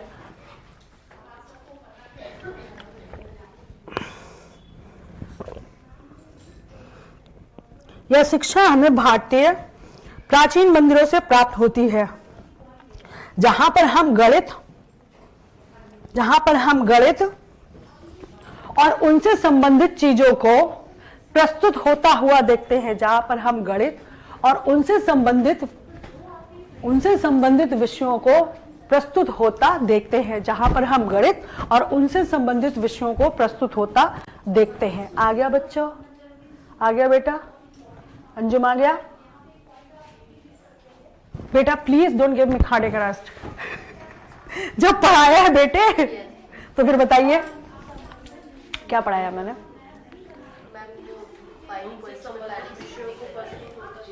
प्रस्तुत होता देखते हैं। क्लियर हो गया बच्चों कि जैसे कई टेम्पल्स हैं उनमें एक पर्टिकुलर डे पे ही सनलाइट पड़ती है और वो भगवान के पैरों को छूते हुए निकल जाते हैं। कैसी पॉसिबिलिटी हुई? आप कोणार्क मंदिर जो है उड़ीसा में, उसके पहले एक चुंबक रखा, उनके ऊपर चुंबक रखा हुआ था, ब्लैक पैगोडा जिसे बोलते हैं। तो जो शिव भगवान थे ना बीच में थे, तो क्या होता था वो चुंबक का वो इतना हाई था ग्रेविटेशनल कि बड़े बड़े जहाज खींचे चले आते थे। तो पोर्चुगीज बोले इसको हटाओ, तब वो मंदिर का वो आया। फिर एक दरवाजा बंद है। आप सारी चीजें देखो, पढ़ो बच्चों, ठीक है? इतना एक शॉर्ट पीरियड टाइम में इतनी सारी चीजें आपको डिफाइन नहीं करी जा सकती, लेकिन बेहद जरूरी, कुछ भी पूछा जा सकता है। तो आप ध्यान रखिए कि जब हम ओरिएंट एजुकेशन पढ़ते हैं, ओरिएंट एजुकेशन एक एंटरटेनमेंट नहीं था। First of all it was the point of education. वहां से हमें एक शिक्षा प्रदान की जाती थी और शिक्षा में हमारे पास सारे पर्टिकुलर पॉइंट्स जो थे वो इंक्लूड हो जाते थे। आया? फिर से बोलो मैं कहीं पे। मौर्यकालीन एक डांसर्स की मूर्ति अगर आप देखेंगे, यक्षिणी है, इतनी खूबसूरत है। आप एक बार दीजिए मौर्यकालीन जो आर्किटेक्चर है देखिएगा, उनकी जो फिजिकल कर्विंग दी है ना बच्चों, आपका दिमाग हिला देगी। और उनके जो पीछे का जोड़ा बनाया हुआ, आज तक पेरिस के डिजाइनर नहीं बना पाए कि आखिर ये बना कैसे है। सोचो मौर्यकालीन से। तो क्या था कि एक फैशन था, उनके लिए एक फैशन था, लेकिन फैशन के साथ एक स्टडी भी तो था कि आखिर ये चीजें बनाई कैसे गई, डन और नॉट डन फाइन, कार्विंग कैसे दी गई, कैसे उन्हें पता चला ये इंच ये इंच ये इंच किस तरीके से दिया गया। So it was not the mode of entertainment. अगर आपसे पूछा जाता है कि क्या पारंपरिक शिक्षा मनोरंजन के लिए? नहीं, बिल्कुल भी नहीं। पारंपरिक शिक्षा में हमारे पास व्याकरण सम्मिलित है, हमारे पास कला सम्मिलित है, हमारे पास साहित्य सम्मिलित है और सबसे इंपॉर्टेंट चीज विज्ञान सम्मिलित है। तो जहां पर विज्ञान आपके पास इंक्लूड हो जाता है, सारी चीजें फैक्ट और एक्सपेरिमेंट पे आ जाती हैं। नहीं आया? नहीं आया? जैसे ही साइंस इंक्लूड होता है, सारी चीजें फैक्ट और एक्सपेरिमेंट पे आ जाती। मतलब हवा में सोच के नहीं, कोई हाइपोथेसिस नहीं चल रहा था रिसर्च का, हाँ ये कर देंगे वो कर देंगे, not possible. Done. So the orientalist education is also a very heavier form of education, जिसको अंग्रेजों ने पढ़ा, वेस्टर्न थिंकर्स ने पढ़ा, उसके बाद उन्होंने एंशिएंट एजुकेशन को पुनर्जीवित करने के लिए सोचा, जिसको उन्होंने मॉडर्न एजुकेशन के साथ इंक्लूड कर दिया। आ गया बच्चों? इंग्लिश वाले लिखो। We can define the Orient education in these terms. We can define the Orientalist education in these terms. We can define, और जितने भी मिशन वो है ना बेटा कमेटी वो वाले ईयर वाले, उनको पढ़ लो। वो पढ़ाने की चीजें नहीं, उसमें वेस्टिंग ऑफ टाइम है। उनको पढ़ लो और जो पढ़ नहीं आता मेरे से पूछ लो, अपनी तरफ से भी कुछ करके लाया करो। ये नहीं कि हाँ आपको एक व्हाट्सएप मैसेज आता है कल आपकी हायर एजुकेशन की क्लास है, चलो जी हम बैठेंगे हम सुनेंगे। ऐसी पढ़ाई नहीं होती है। आपके पास क्वेश्चंस भी होने चाहिए। यदि आपके पास क्वेश्चन नहीं तो मतलब आपने घर में अपने पेपर फर्स्ट को ध्यान ही नहीं दिया बेटा। और जब तक आप क्वेश्चन नहीं बनाओगे आप आंसर कैसे जनरेट करोगे? नहीं आया? क्या आया? क्या आया? ऑब्वियस सी बात है बेटा। राइट? आपके पास क्वेश्चन आते हैं, प्रीवियस ईयर्स के क्वेश्चन है, एक क्वेश्चन के 4 आंसर होते हैं, उन 4 आंसर के 4 पॉइंट निकलेंगे। फिर क्वेश्चन है 4 आंसर, स्मार्ट स्टडी करना सीखो। पास? हम ये वो तो ये ऑनलाइन तो वो ऑनलाइन, तो बेटा just a wasting of time. Notes बनाने के भी तरीके होते हैं, हम उनको कैसे बनाते हैं, हम उसके क्लोजर देखो। आप इतना सुन लीजिए, नेट का मतलब है आपको ये पता है कि जमीन के अंदर क्या है। जमीन आपको उन्होंने दिखा दी, देखो अब ये देखो जमीन के अंदर क्या है, तो मेटल कहाँ है, क्रस्ट कहाँ है, ये सारी चीजें आपको खोजनी है। तो आप लोग तीसरी क्लास से आप लोग आते हो बेटा, आराम से पीवीआर समझ के बैठ जाते हो। आप लोगों के पास एक क्वेश्चन नहीं होता, इतनी ब्रिलियंसी तो बड़े बड़े प्रोफेसर्स में नहीं होती। बुरा मत मानो, मतलब हमने अपने दिमाग को कहीं एक्टिव ही नहीं किया। तो जब हमने अपने दिमाग को एक्टिव नहीं किया तो दिमाग हमें प्रोड्यूस क्या करेगा, मुझे ये बता दो आज की डेट में। क्लियर? टीचर्स के भरोसे मत रहो। टीचर अपना नेट पास करके बैठे, टीचर की पीएचडी चल रही है, I am very happy with my life. आप ये सोचो कि आप क्या कर रहे हो। डन और नॉट डन? लिखिए। We can define the orient education in these particular points, in these beta orient education in these particular points.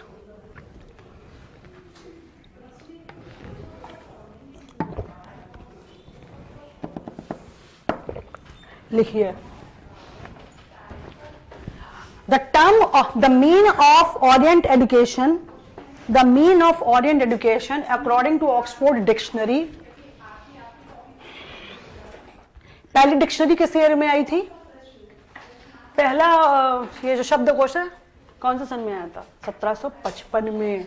1755 में, ध्यान रखिएगा। लिखिए, according to Oxford dictionary, according to the Oxford dictionary, the mean of orient is culture. Inverted comma में लिखिए, the mean of orient is culture, and the term is taken from East Asian countries, and the term is taken from East Asian countries. आ गया बच्चों? हम we are in East Asia, we are in here in Bharat, East Asian countries. Next लिखिए, बोलूं आगे? बोलूं? Fine. It was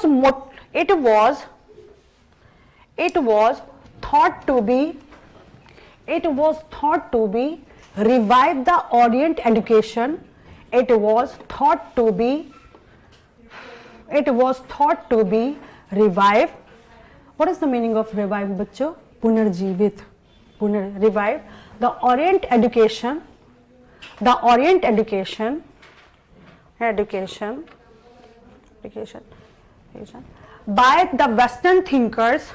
by the Western thinkers in 19th and 20th century. By the Western thinkers in 19th and 20th century. By the Western thinkers in 19, आ गया बेटा? In 19th and 20th century. In 19th and 20th century. Third लिखिए.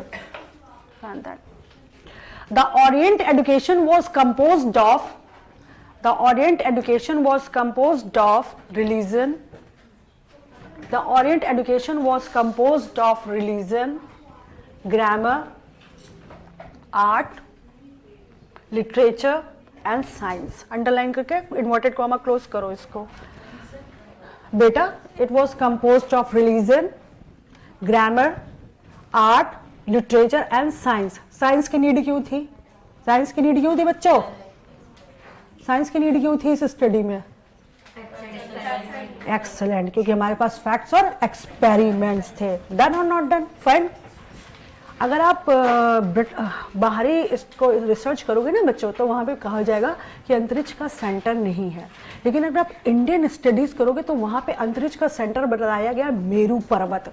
ध्यान रखिएगा इस बात को, क्योंकि कई बार बहुत लोगों में डिबेट हो जाती है कि अंतरिक्ष का कोई सेंटर नहीं है, ये सब वेस्टर्न स्टडी कहती है. नहीं, जब आप इंडियन स्टडी करते हो ना एस्ट्रोलॉजिकल टर्म में, तो वहाँ पे हमें बताया जाता है मेरू पर्वत है जो कि अंतरिक्ष का सेंटर है. ध्यान रखिएगा इस बात. क्या बेटा? मेरू पर्वत जो है ना बेटा, वो अंतरिक्ष का सेंटर है. नहीं आया? तो वो ऊपर नहीं होगा जिसको हमें भारतीय उसमें उपनिषदों में पुराणों में बताया गया है. जबकि जब आप पाश्चात्य में जाते हैं तो वो लोग कहते हैं कि अंतरिक्ष का कोई सेंटर नहीं, क्योंकि एक्सपेंड होता रहता है, तभी टाइम ट्रेवल पॉसिबल नहीं है. जबकि भारतीय जब आप पुराण पढ़ते हैं तो वहां पे हमें बताया गया कि मेरू पर्वत है. क्लियर है कि नहीं क्लियर है? जो कि अंतरिक्ष का केंद्र है. ध्यान रखिएगा आप लोग इस बात को. कई बार बड़े बड़े स्कॉलर आपसे बहस बढ़ा रहे होते हैं, बगैर ज्ञान के बहस बढ़ा रहे होते हैं. आगे से बेटा सो के आओ. देखो बच्चे, मेहनत लगती है, मेहनत बहुत इंपॉर्टेंट है. आपको पता है, हम भी 3:45 बजे हरियाणा के लिए निकलते हैं. हमारा पीएचडी वहीं से है, हमारी पीएचडी. फिर रात के 11 बजे आते हैं, फिर दूसरे दिन में 3:45 बजे निकलते हैं. आप सोचो, तो बेटा पढ़ोगे नहीं, मेहनत नहीं करोगे ना, तो आप लाइफ में अचीवर नहीं बनोगे. और एक बार असिस्टेंट प्रोफेसर बन गए, आपकी ज़िंदगी जो टर्न लेगी वो शायद आप लोगों को कभी नहीं पता कि कितने खूबसूरत पलों का आपका एहसास होगा. फर्स्ट ऑफ ऑल तो आप लोग इंडिपेंडेंट बन जाओगे. ये चीज़ तो आप लोग जान लीजिए. और इंडिपेंडेंट होना दुनिया में सबसे बड़ी ताकत है. क्यों? आपकी जेब में पैसा, आप खुश हो. सबसे बड़ा सुकून, लोग कहते हैं मम्मी का प्यार वेरी नेसेसरी, पापा का प्यार वेरी नेसेसरी, सबका प्यार वेरी नेसेसरी, लेकिन पैसा का प्यार सबसे नेसेसरी. क्यों? आप खुद ही समझ लो. आप खुद ही समझ सकते हो बच्चों, सब बहुत समझदार हो. तो आप, और फीमेल्स के लिए इंडिपेंडेंट होना तो 100 में से 1000% जरूरी है. क्यों? आप बताओ ना, बोलो बच्चों. है बेटे? एक्सीलेंट। मेरी नानी जो थी बेटा, शी वॉज गवर्नमेंट प्रिंसिपल, उन्होंने बीटीसी परीक्षा में 11,000 परीक्षार्थियों में टॉप किया था। उन्होंने एसडीएम, उनको एसडीएम ने सम्मानित किया था। उनकी मम्मी भी सरकारी टीचर थी। तो मैं तो अपनी फैमिली में देखा कि फीमेल्स अधिकतर से हमारी नानी मौसी जो है, हमारी माँ भी ऐसे सरकारी टीचर्स हैं। तो हमने क्या देखा, आप इनकी इंडिपेंडेंसी देखो, इनका एक अलग डेजिग्नेशन है, एक अलग डिग्निफिटी है। आप समझ गए? क्या समझ गए? ये नहीं करना किसी के आगे, उल्टा ले जाओ। आप समझ गए? सो आप फीमेल्स के लिए बेटा बहुत इंपॉर्टेंट चीज़ है that we should be independent. और लड़कों को और इम्पॉर्टेंट है, आपको अपने परिवार चलाना, अपने माता पिता को देखना, जिम्मेदारियां हैं, अपने भाई बहनों की शादियां करनी होती है, बस दुनिया भर की जिम्मेदारी निभानी होती है, थोड़ी ना कि बन के अपने घर में बैठ जाओगे। सब कुछ जरूरी है बेटा, ऑब्वियस सी बात है। लड़कियां भी करती हैं, अपनी बहनों को पढ़ाती हैं, अपना परिवार चलाती हैं। तो बेटा सुनो, अगर यदि आप मेहनत करोगे तभी आप किसी चीज़ को अचीव कर पाओगे। और ये मत सोचो कि हम बहुत मेहनत करेंगे तो हमारा लुक बिगड़ जाएगा, तो ये हो जाएगा। नहीं, कितने दिन का लुक बिगड़ेगा? चलो 6 महीने का, 7 महीने का, जब कुछ बन जाओगे उसके बाद जब पैसा आएगा ना, क्या बेटा, खुशी आप नहीं जान सकते खुशी होती क्या है बेटे। आपको नहीं पता कि जब आपके साथ कोई डेजिग्नेशन चल रही होती है ना, भले आपको सामने वाला समझे कि आप साधारण कपड़ों में, लेकिन आपको खुद पता है आपकी वैल्यू क्या है, कि आपकी डेजिग्नेशन क्या है। मैं आपको कुछ कहना नहीं चाहूँगी, आप लोग खुद समझेंगे जब आप PhD परस्यू करेंगे, आप नेट क्लियर करेंगे। आप अलग हो सबसे, आप अलग हैं, आपकी पहचान है। आपके रिश्तेदार फालतू में आप एग्जाम्पल्स दे रहे होते हैं, समझ गए? रिश्तेदार एक बहुत बड़ी चीज़ होती है। जब तक कोई कुछ नहीं है उसको बिल्कुल नहीं पूछते हैं, जैसे वो बन गया सबसे आगे उसी को खड़ा कर देते हैं। आप समझ गए? आप वो बन जाओगे, आप अपने आप मिट्टी से सोना बन जाओगे। तो बेटा सुनो, प्लीज़ मेहनत करो। बगैर मेहनत के UGC नेट, आप ये मत समझिए कि लेक्चर है, ये बेहद इंपॉर्टेंट है। आप अपने अंदर एक मोटिवेशन देखिए, हार्डवर्क इज़ वेरी नेसेसरी। और जब तक पत्थर पे आप चोट नहीं करोगे, पत्थर नहीं टूटेगा। और मेहनत करने वाले तो पत्थर पे भी रस्सी के निशान बना देते हैं। ऑब्वियस सी बात है बेटा। फाइन, आगे लिखना शुरू करिए। क्या लिखा है ये बताइए। Last point that the Orient education was composed of religion, grammar, art, science and literature. And literature, over. अब नेक्स्ट पढ़ो। फाइन, हम जब ओरिएंट एजुकेशन में आते हैं बेटा, अब हिंदुस्तान में ओरिएंट एजुकेशन को डिग्निफाइड कैसे किया गया। देखो सुनो, आप ईस्ट एशियन कंट्री में किस कंट्री को स्टडी कर रहे हैं? इंडिया को स्टडी कर रहे हो ना, ठीक है ना, भारत को स्टडी कर रहे हो ना। अब बताओ, भारत में आपके पास सबसे मेजर पॉइंट क्या आता है? जहां पे अभी मैंने आप लोगों को 2 चीजें बताई थी, एक बताया था गुरुकुल, दूसरा मदरसा, ठीक है ना। बहुत इंपॉर्टेंट बात है। देखो बच्चे, जब हम किसी रिलीजियस इंस्टीट्यूशन में जाते हैं, देखो बहुत दिमाग की बातें रखना, ठीक है ना। रिलीजियस इंस्टीट्यूशन का मेन फोकस क्या होता है कि आप अपनी माइथोलॉजी से, अपने रिलीजन से और अपनी होली बुक्स से जुड़ के रहे। नहीं आया? नहीं आया? क्या आया बताओ, क्या आया? क्यों बेटे, कैसे?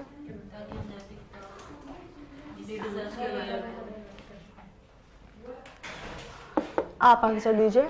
हमें गुरुकुल या मदरसे से जुड़कर क्यों रहना चाहिए? क्योंकि ऊपर जो हमारे जैसे पेरेंट्स के किसी संस्कार हो वो धार्मिक शिक्षा, लेकिन धार्मिक शिक्षा किससे जुड़ी होनी चाहिए बेटा? और कल्चर किससे जुड़ा होना चाहिए? आर्ट से और आर्किटेक्चर से, साइंस से। क्लियर हो गया? जब अंग्रेजों ने, अब अंग्रेजों पे आओ। देखो बेटा, हिंदुस्तान में अंग्रेजों का जो रूलिंग पीरियड आता है 1858 टू 1947 आता है, ठीक है ना। क्लियर है? तो फिर ये बताओ 1857 का विद्रोह किस खुशी में हो गया था? रानी लक्ष्मीबाई ने जो किया था 1857 में जो किया था। बेटा, it was not the Rani Lakshmibai बेटे, I think it was the Mangal Pandey. हाँ बच्चों,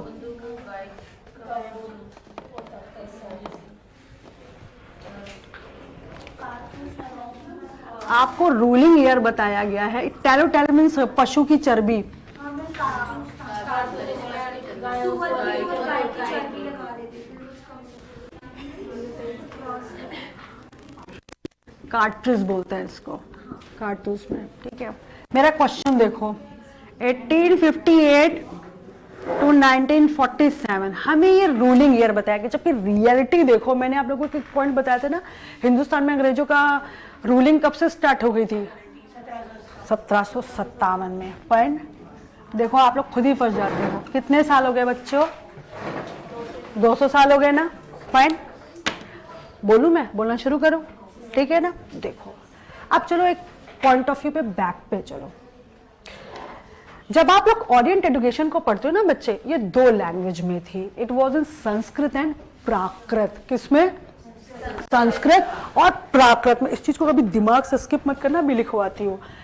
संस्कृत जो थी वो स्कॉलर्स के लिए थी, पांडित्य के लिए थी। बहुत ध्यान रखना, संस्कृत कॉमनर्स के लिए नहीं थी। अगर आप मुंबई के नासिक में जाते हैं तो वहाँ पे जो डीएम वीएम सेलेक्ट होते हैं उनको संस्कृत भी बोलना पड़ता है। वहाँ पे मैंडेटरी है, सारे कार्य जो होते हैं वो उसमें होते हैं संस्कृत में। दक्षिण भारत में मैपला गाँव में आप वहाँ जाएंगे सब संस्कृत बोल रहे होते हैं। क्यों? इसका रीजन बताओ। चलो आप लोग खुद अपने पॉइंट पे आ जाओगे। एक्सीलेंट, आप अपने ओरिएंटलिज्म से जुड़े रहेंगे। कम से कम एक भाषा तो जीवित रहेगी ना बेटा। जिसको देखो अंग्रेजी के पीछे भागा जा रहा है। डन और नॉट डन? पॉइंट पे आओ। हमें बताया गया जब हम 1757 को देखते हैं तो वेट, अगर आपसे पूछा जाता है ना कि हिंदुस्तान में, भारत में सबसे ब्लेस्ड स्टेट कौन आता है, आपको 4 ऑप्शंस दिए जाते हैं। Kolkata, then Chennai, then Mumbai and then Delhi. तो सबसे ब्लेस्ड स्टेट कौन है? बताओ। हाँ बेटा, अगर आपसे पूछा जाता है हिंदुस्तान में एजुकेशन के मामले में सबसे ब्लेस्ड स्टेट कौन आया अंग्रेजों के आते ही, आपके पास 4 ऑप्शंस आते हैं। पहला आता है चेन्नई, देन फिर आपके पास आता है मुंबई, फिर आपके पास आता है दिल्ली। दिल्ली प्रोनाउंसिएशन दिल्ली, दिल्ली नहीं है, दिल्ली। फाइन। और इसके बाद आपके पास आता है पश्चिम बंगाल। एक्सीलेंट। क्यों? क्योंकि इंडिया की ना पहले कैपिटल कोलकाता थी। आप लोगों को आंसर दे गई थी मैं अभी थोड़ी देर पहले। सबसे पहले अंग्रेजों ने किसको जीता था? तो फिर यूनिवर्सिटीज की, एजुकेशन की रिवाइवल की, मॉडर्न एजुकेशन की, कॉलेजेस की स्थापना कहां से होनी शुरू हो गई थी? बंगाल से। आया कि नहीं है? इनफैक्ट हमारे पास उधर है जिनको ज्यादा नोटेड किया गया। क्लियर है बेटा? अगर आपसे पूछा जाता है हिंदुस्तान की पहली महिला ग्रेजुएट कौन है? कौन है? कौन है बच्चों?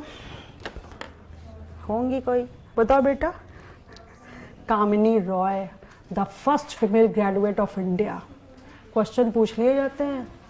कामिनी Roy, the first female graduate graduate of India in Sanskrit. अच्छा, नेक्स्ट क्लास में थोड़े से PYQ करा देते हैं फर्स्ट। बेटा वो मैं सारे नोट्स प्रोवाइड कर दूंगी, है ना? जो कई बार जो आप करा रहे हो ना, क्वेश्चंस कैसे आएंगे सिर्फ हाँ, वो मैं सारे प्रोवाइड करा दूंगी बेटा। मुझे ये कंप्लीट कर लेने दो बेटे।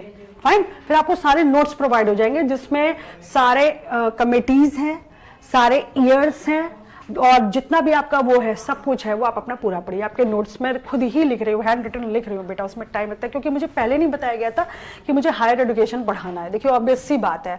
तो जो रखे थे क्या ईयर है? 2023 है, वो 2020 बन गया है क्योंकि बीच में मैंने पढ़ाने मेरे पास टाइम नहीं था। फिर सर ने मेरे से कहाँ पढ़ाना है, तो अब वो अपडेट करके मैं आप लोगों के लिए बना रही हूँ। अब ध्यान रखिए पर, तो आपको मिल जाएंगे। ध्यान रखिए। आज क्या है? मोस्ट प्रोबेबली आपको नवंबर 26-27 तक मिल जाएंगे सारे नोट्स। क्लियर है बच्चों? उसमें एवरीथिंग इज देयर। अब आप क्वेश्चन पढ़ लीजिएगा, पूछ लीजिएगा, उसके बाद टेस्ट के लिए रेडी हो जाना। आ गया कि नहीं आ गया? और आप खुद सोचिए ना कि मैं जिस हिसाब से पढ़ा रही हूँ मैं उसी हिसाब से क्वेश्चन दूंगी। क्लियर है कि नहीं क्लियर हो गया आपको? फाइन। ठीक है बेटे।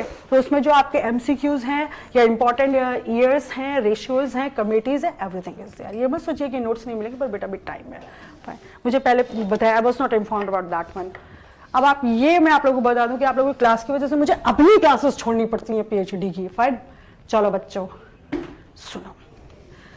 तो जब हम 1757 में आते हैं, आपके पास रविन्द्रनाथ टैगोर को स्वच्छ भारत अभियान का वो कहा जाता है फादर। ध्यान रखिएगा, महात्मा गांधी नहीं थे, ही प्रीसीडेड एंड फॉलोड हिम। ठीक है ना? अगर आपसे पूछा जाता है बंगाल में रेनेसां किसने दिया था? What is the meaning of renaissance in higher education? What is the meaning of, है बेटा? हाँ, तो इसका मतलब क्या होता है? नहीं, एनलाइटमेंट तो किसी चीज का ज्ञान प्राप्त होना। जी, पुनर्जागरण किस चीज का होना?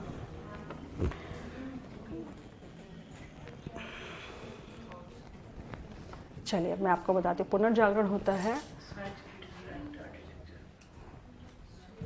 सुनो, आप लोग सीपी गए हो? सीपी, हाँ, यहाँ पे बिल्डिंग्स के स्ट्रक्चर नोटिस करो और आप साइड हो जाओ। बुर्ज खलीफा देखा है? बुर्ज खलीफा से भी एक बेहद इंपॉर्टेंट मीनार बन रही है, उसको देख लीजिएगा, ठीक है ना। उसका आर्किटेक्चर देख के हिल जाएंगे, that would be rotating architecture.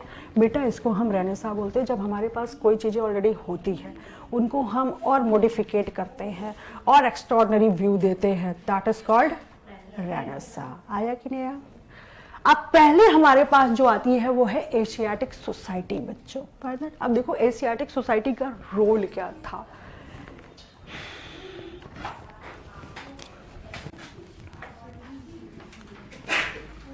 इस ईयर का मतलब समझाओ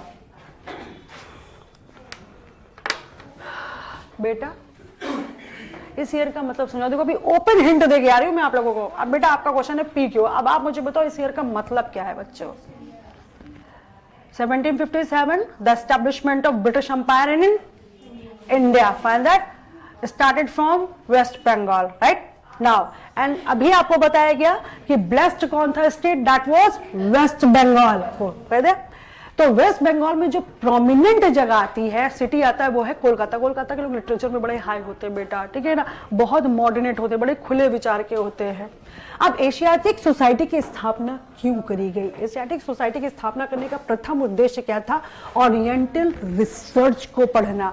अब अगर आपसे क्वेश्चन पूछा जाता है, देखो बेहद इंपॉर्टेंट है, 1784 को हम ओरिएंट रिसर्च के पॉइंट ऑफ व्यू से क्यों जोड़ते हैं? तो देखो बच्चे, ओरिएंट रिसर्च, रिसर्च का मतलब है शोध। अब आप लोग कितनी घंटे की क्लास से आप लोग बोर होने लगे? 2 घंटे की, 1 घंटे की? 2 घंटे की है ना? हाँ तो पढ़ो खुश होके। सबके चेहरे तो इतने फेडेड दिखते हैं, सब इतने दुखी दिखते हैं। बेटा पढ़ो कि इतना तुम आप लोग जब आए हो तो कुछ खाने को ले आते बेटा। आप देखो सुनो, जरूरी नहीं है कि जब हम लंच खुले तो हमारे लंच में पनीर की सब्जियों के समय कहा दाल रोटी खाओ और पैसा बचाओ। पहली बात तो नियम रखो दिया दुनिया का, रियलिटी है बच्चे। आपकी जेब में पैसा है, दुनिया घुमाओगे, यहाँ से टेंशन नहीं हैगी। देखो सारी चीजें फेस करने के बाद आपको टीचर सारी चीजें बताता है, ठीक है ना। और आप सोचोगे कि नहीं मैं डब्बा खोलूँ, मेरे डब्बे में चाप हो, पनीर हो, कितने दिन तक खा लोगे? Not possible. दाल रोटी खाइए। दूसरी चीज, फ्रूट्स नहीं कि हाँ जब हम खोले तो उसमें सेब हो, अनार हो, पपीता हो, किसने कहा बेटा? आप चुकंदर देखो, आप खीरा देखो, शकरकंद देखो, ये विटामिन के सोर्स हैं, इनमें क्या नहीं है? क्या हम सब पुराने जमाने में यही खाया करते थे कि आप जब खोले तब आपके डब्बे में नट्स ही दिखेंगे, बादाम काजू पिस्ता दिखेंगे, तभी आप दूसरों के सामने खाओगे। किसने कहा? पुराने जमाने का आदमी गुड़ चना खाता था, मीलों पैदल चलता था कि नहीं चलता था? हम लोग नहीं चल पाएंगे, ठीक है ना। जब से सरकार ने बस फ्री कर दी है, मैंने देखा, मैं तो खैर पतली हूँ, मैंने देखा हर कोई बेटा, हर फीमेल, मैं भी उनमें से एक हो गई हूँ, यहां से वहां भी जाना तो मैं बस पकड़ रही हूँ। क्यों? पैसा नहीं लग रहा। आ रहा है कि नहीं आ रहा? ठीक है ना, फाइन। हम क्या करें? हम अपने से खिलवाड़ कर रहे हैं ना। हम कहाँ पर एक्सरसाइज करते हैं? तो बिवेयर रहो। आप जब आओ, जब पता है कि आपके लास्ट लॉन्ग क्लास जानी है, चने रख के लाओ, उसमें थोड़ा गुड़ मिला लो, एक तो ब्लड बढ़ेगा, कोलेस्ट्रॉल बढ़ेगा, दिमाग चलेगा। दूसरा, अगर आपको ये पसंद नहीं है तो खीरे काट के रख लो, उसके साथ आधा चुकंदर रख लो, बहुत दिन चीज़ें हैं खाने के लिए, उसको खा लो। नहीं आपको होता, 10 रुपए की मूंगफली देखो ले लो, उसको छील के रख लो, उसको खा लो। खाने के बहुत तरीके, बिस्किट दाल मोट से पेट नहीं भरता, आप ध्यान रखिए। और बाहर भी जाके यदि आप खाएंगे तो आपका पेट नहीं भरेगा। 25 और 30 रुपए के 2 पराठे पकड़ा देगा पतले पतले, उतनी टाइम तो लगेगा पेट भर गया, बैठो आपका दिमाग हिल जाएगा। इस वजह से प्लीज खाओ, भले 4 पर 2 रोटी लाओ, उसके साथ अचार रख लाओ। दुनिया ऐसे खाती है, ठीक है ना, हम भी ले जाते हैं। तो क्या बेटा हमेशा सब्जी? मैंने भी सवेरे 2 पराठे बना लिए, रात की रोटी बना के रख ली, अचार रख लिया, मैं चटनी रख ली। बेटा देखो हम अपने से संतुष्ट हैं, मुझे दुनिया से मतलब नहीं कि कोई मेरे डब्बे में देख के कैसा। तुम्हारी सोचा तुम सोचते रहो। हरियाणा के लोगों को मैंने खाना देखो कितना अच्छा है, रोटी है, मिर्चा है, कितने खुश होके खा रहे हैं। यही तो ब्लेसिंग्स कितनी बड़ी कि आपके पास रोटी, यही दुनिया की सबसे बड़ी ब्लेसिंग है बेटा। तो आप ये मत सोचो कि हाँ हम बिस्कुट निकाल के खाएं, डार्क फैंटेसी खाएं और कौन कौन से आते हैं, हम ये सब खाएं तभी सब कुछ होगा। नहीं, खाओ। क्वेश्चन सुनो कितना इंपॉर्टेंट है, इसलिए आगे से बिवेयर रहो। जब आप पढ़ने बैठे तो अपने साथ इस तरीके का खाना पीना लेके जरूर रखें। खाते जाओ, मैं पढ़ाती जाऊंगी, मुझे इस चीज़ से कोई ऑब्जेक्शन नहीं है। क्यों? क्योंकि अगर आपका पेट साथ नहीं देगा तो दिमाग तो किसी हालत में साथ देना ही नहीं है। फाइन, भूखे पेट भजन भी नहीं होता बच्चों। नेक्स्ट सुनो, हमारे पास ये कह रहा था 1784, ठीक है ना, जहां पर हमें एक वर्ड दिया गया एशियाटिक सोसाइटी। फाइन बच्चों, अक्षर हमें इसकी जरूरत क्यों पड़ी? देखो, अब अगर इस टर्म को जानना है ना तो इसमें से सबसे पहले इसको निकाल दो। आ गया? इस टर्म में से किसको निकाल दो आप? एशिया को ना। और एशिया को जब आप टर्म निकाल रहे हो तो पहला कंट्री कौन आया? इंडिया। आ गया? आ गया? जब पहला कंट्री इंडिया आया तो आपको पहला ही पॉइंट बता दिया गया कि उसमें है वेस्ट बंगाल और उसमें से निकलता है कोलकाता। क्लियर है कि नहीं क्लियर? फाइन। अब अगर आपसे पूछा जाता है, क्वेश्चन बेहद इंपॉर्टेंट है बच्चों, अगर आपसे क्वेश्चन पूछा जाता है कि हमें सर्वप्रथम हिंदुस्तान में कलकत्ता से ही शिक्षा का अभियान देखने को क्यों मिलता है, तो आपके पास एक सीधा सीधा आंसर ये आता है कि देखिए 1757 में प्लासी का बैटल हुआ था जिसने हिंदुस्तान में ब्रिटिश एम्पायर की नींव रख दी थी। तो ऑब्वियस सी बात है, जहां से आप खड़े होगे वहीं से तो चलना शुरू करोगे ना बच्चों। आया कि नहीं आया? कि यहां खड़े हो भागो कूदोगे वहां नहीं। अंग्रेजों ने फर्स्ट ऑफ ऑल क्या किया, सारा ओरिएंट मैटर पढ़ा। जो भी आपने लिखा ओरिएंट मैटर क्या पढ़ा गया? टेम्पल से मैन्युस्क्रिप्ट्स लिए गए, टेम्पल से रिसर्च पेपर्स लिए गए, टेम्पल से सूत्र लिए गए, उनमें जो भी मेजर 5 पॉइंट्स थे उनको स्टडी किया गया। आया? जब इन सारी चीजों को स्टडी किया गया तो उन्होंने एक टर्म दिया जिसका नाम था ओरिएंट रिसर्च। क्लियर? अगर आपसे पूछा जाता है, ये क्वेश्चन बहुत इंपॉर्टेंट है, वाइवा में बनारस हिंदू विश्वविद्यालय में पूछा गया था, अभी चंडीगढ़ यूनिवर्सिटी में पूछा गया जब प्रोफेसर का रिक्रूटमेंट हो रहा था, ओरिएंट रिसर्च क्या है? तो आप घबराओ मत कि ओरिएंट रिसर्च क्या है। ओरिएंट रिसर्च आपके पास 5 पॉइंट है। पहली बात, ओरिएंट रिसर्च आपने क्या देखा कि ये ईस्ट एशियन कंट्रीज से आ रहे हैं। ईस्ट एशियन कंट्रीज में क्या आ रहा है? आपके पास भारत आ रहा है। भारत में आप क्या देख रहे हैं? ये वो चीजें हैं जहां पर 5 चीजें, गर्मी लग रही बेटा, जहां पर 5 चीजें डिनोट होती है। 5 चीजें क्या है? Religion, art, grammar, literature and science. Fine. फिर उसके बाद चौथा पॉइंट हमारे पास क्या आता है कि अंग्रेजों की शुरुआत पश्चिम बंगाल से हुई। तो जब पश्चिम बंगाल से हुई तो उन्होंने इन्हीं 5 ओरिएंट को टेम्पल्स के मैन्युस्क्रिप्ट से पढ़कर इनके ऊपर रिसर्च करना शुरू कर दिया, जिसके थ्रू वो हिंदुस्तान में ओरिएंट एजुकेशन को रिवाइव कर सके, जिसे हम ओरिएंट रिसर्च बोलते हैं। नहीं आया? नहीं आया? आ गया? आप इसकी स्थापना 1784 में की गई। किसकी? एशियाटिक सोसाइटी की, जिसके स्थापक थे विलियम जोन्स। आ गया बेटा? 5 मेजर पॉइंट। फिर देखो, मैं लिखवा रही हूं, पहले पढ़ लो। एशियाटिक सोसाइटी का मतलब क्या है? एशियाटिक सोसाइटी में सबसे पहले आप एशिया को कंसिडर करिए। एशिया अगर आप टर्म, बेटा एशिया टर्म अगर आप मूव मत करिए, एशिया अगर आप टर्म कवर कर रहे हैं तो इसका मतलब है आप इंडिया को स्टडी कर रहे हैं। ठीक है? जब आप एशिया में इंडिया को स्टडी कर रहे हैं तो ऑब्वियस सी बात है 1757 से आगे बढ़ जाओ, आप पहुंच गए 1784 में। 1784 में एक सोसाइटी की स्थापना करी गई जिसका नाम था एशियाटिक सोसाइटी। एशियाटिक सोसाइटी का प्रथम उद्देश्य क्या था भाई? ओरिएंटल रिसर्च करना था। ओरिएंटल रिसर्च क्या था? वो 5 मेजर पॉइंट जो कि अंग्रेजों को या वेस्टर्न थिंकर्स को मंदिरों से मैन्युस्क्रिप्ट्स के रूप में प्राप्त हुए थे। इसकी स्थापना करने वाले एक अंग्रेज विद्वान थे जिनका नाम था विलियम जोन्स। खुद लिखो आप लोग 5 पॉइंट।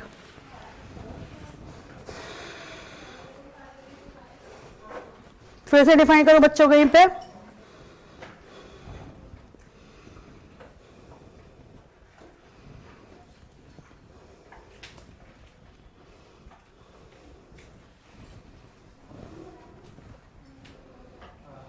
हाँ बेटा। हाँ बेटा। हाँ बेटा, क्यों? देखिए सुनिए, अभी मैंने आपको कितनी बड़ी हिंट दी है। मैंने महर्षि कणाद बताया है ना, उनको लगता था यहाँ से हमें देखो रिसर्च का मतलब क्या होता है, सच्चाई सामने आना, और सच्चाई बेटा चाहे आज आए, चाहे 100 साल बाद है, चाहे 200 साल बाद है, आएगी जरूर, ठीक। तो जब ये रिसर्च इन्होंने क्या किया, रिसर्च करना तो शुरू कर दिया, इन्होंने क्या पाया कि हर चीज़ बड़ी फ्लरिश्ड और फ्रूटफुल थी, वो उनसे क्या कहते हैं पचाई नहीं गई, क्योंकि उन्होंने, आपने क्या पढ़ा कि वो क्या समझ सकते कि भारतीय शिक्षा जो थी वो अंग्रेजी शिक्षा से निम्न थी। ये पढ़ा है कि नहीं पढ़ा आपने? ये सारी चीज़ों को उठा के वो वहाँ ले गए जहाँ पर इन्होंने इसको अपने तरीके का बना दिया कि भारत में ये नहीं था, भारत में था ये बीन बजाने वाले गरीब है, ठीक है ना, क्लियर है कि नहीं क्लियर? लेकिन जब हम फ्री हो जाते हैं बेटा और उसी पर रिसर्च होना शुरू होता है, भले 1947 में फ्री हुए, लेकिन 2023 में सच्चाई तो सामने आ गई ना कि ओरिएंट एजुकेशन जो था सबसे पहले साइंस पे बेस्ड था, जिसमें फैक्ट और एक्सपेरिमेंट्स को पढ़ रहे थे। तो हमें हजारों साल पहले ही पता था कि चीज़ें हमारे, जैसे कि सपोज कीजिए मैंने आते ही लोगों को एक चीज़ बताई थी, शायद आप उस समय नहीं थे, कि कुंभ मेला क्यों पड़ता है। तो बेटा कुंभ मेला हमने सोचा कुंभ मेला ऐसे ही पड़ता है, लेकिन मैं डॉक्टर सुधांशु त्रिवेदी को स्टडी कर रही थी, तो उन्होंने बताया कि हर 12 साल बाद जो जुपिटर हैं वो कुंभ राशि में एंटर कर जाते हैं, तो कुंभ मेला पड़ता है। अब ये आज की बात नहीं है, जबकि नासा क्या कहता है जुपिटर का रोटेशन ये है वो है, नासा आज पढ़ता है तब जाके 2 साल बाद बताता है, जबकि हिंदुस्तान उस चीज़ को हजारों साल पहले एस्ट्रोनॉमी में, एस्ट्रोलॉजी में सब में बता के चला गया, ठीक है कि नहीं। तो लेकिन क्या होता है जब बेटा कॉलोनाइजर्स आते हैं ना, तो वो अपने आप को सुप्रीम बताते हैं। फाइन, अगर मैं आपको अच्छा बता दूंगी तो फिर मेरी क्या वैल्यू रह जाएगी? नहीं आया ना बेटा, इन्वेंशन है ना, इन्वेंशन है नहीं, क्यों? ऑलरेडी सारी चीजें, बस इसमें मैनिपुलेशन किया जाएगा। नहीं आया, जो चीजें आपकी थी वो मैं अपने नाम कर लूंगी। क्लियर होगा कि नहीं क्लियर होगा? यही चीज तो करी गई है। मैं आपको उदाहरण क्या दिया गया है कि so the point is there. हाँ, सपोज कीजिए आपको जो यूरोपियन एस्ट्रोनॉमिकल इंस्टीट्यूट से कहेंगे, क्या कहेंगे, 12 अगस्त को ग्रहण पड़ेगा, तो 22 अगस्त को या 23 सितंबर को अगस्त पड़ेगा।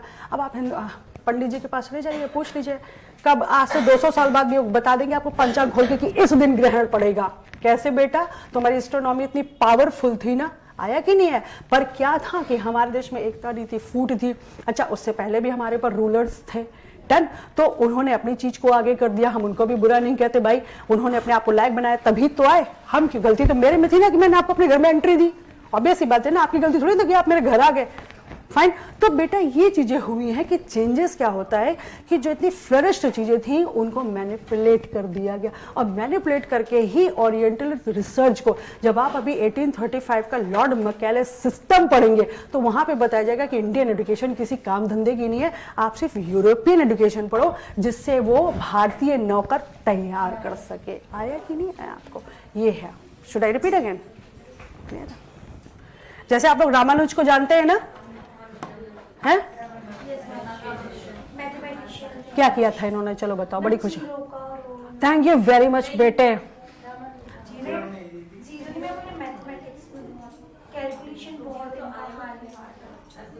इनके ऊपर तो पूरी मूवी बनी, तब भी आप लोग, बेटा आर्यभट्ट ने 0 दिया था। रामानुजन का स्पेसिफिकेशन क्या है, पूरी की पूरी डॉक्यूमेंट्री बनी पड़ी है, आप लोग ये नहीं देखते हो। बेटा रणवीर और दीपिका को मत देखो, कोई काम धंधे नहीं आने वाले, वो आपके बहुत बढ़िया कमा रहे हैं, इसमें ब्रसेल्स में घूम रहे हैं, उनकी शादी की एनिवर्सरी चल रही है, ठीक है ना। अब आप बताओ, रामानुजन नहीं पता आप लोगों को?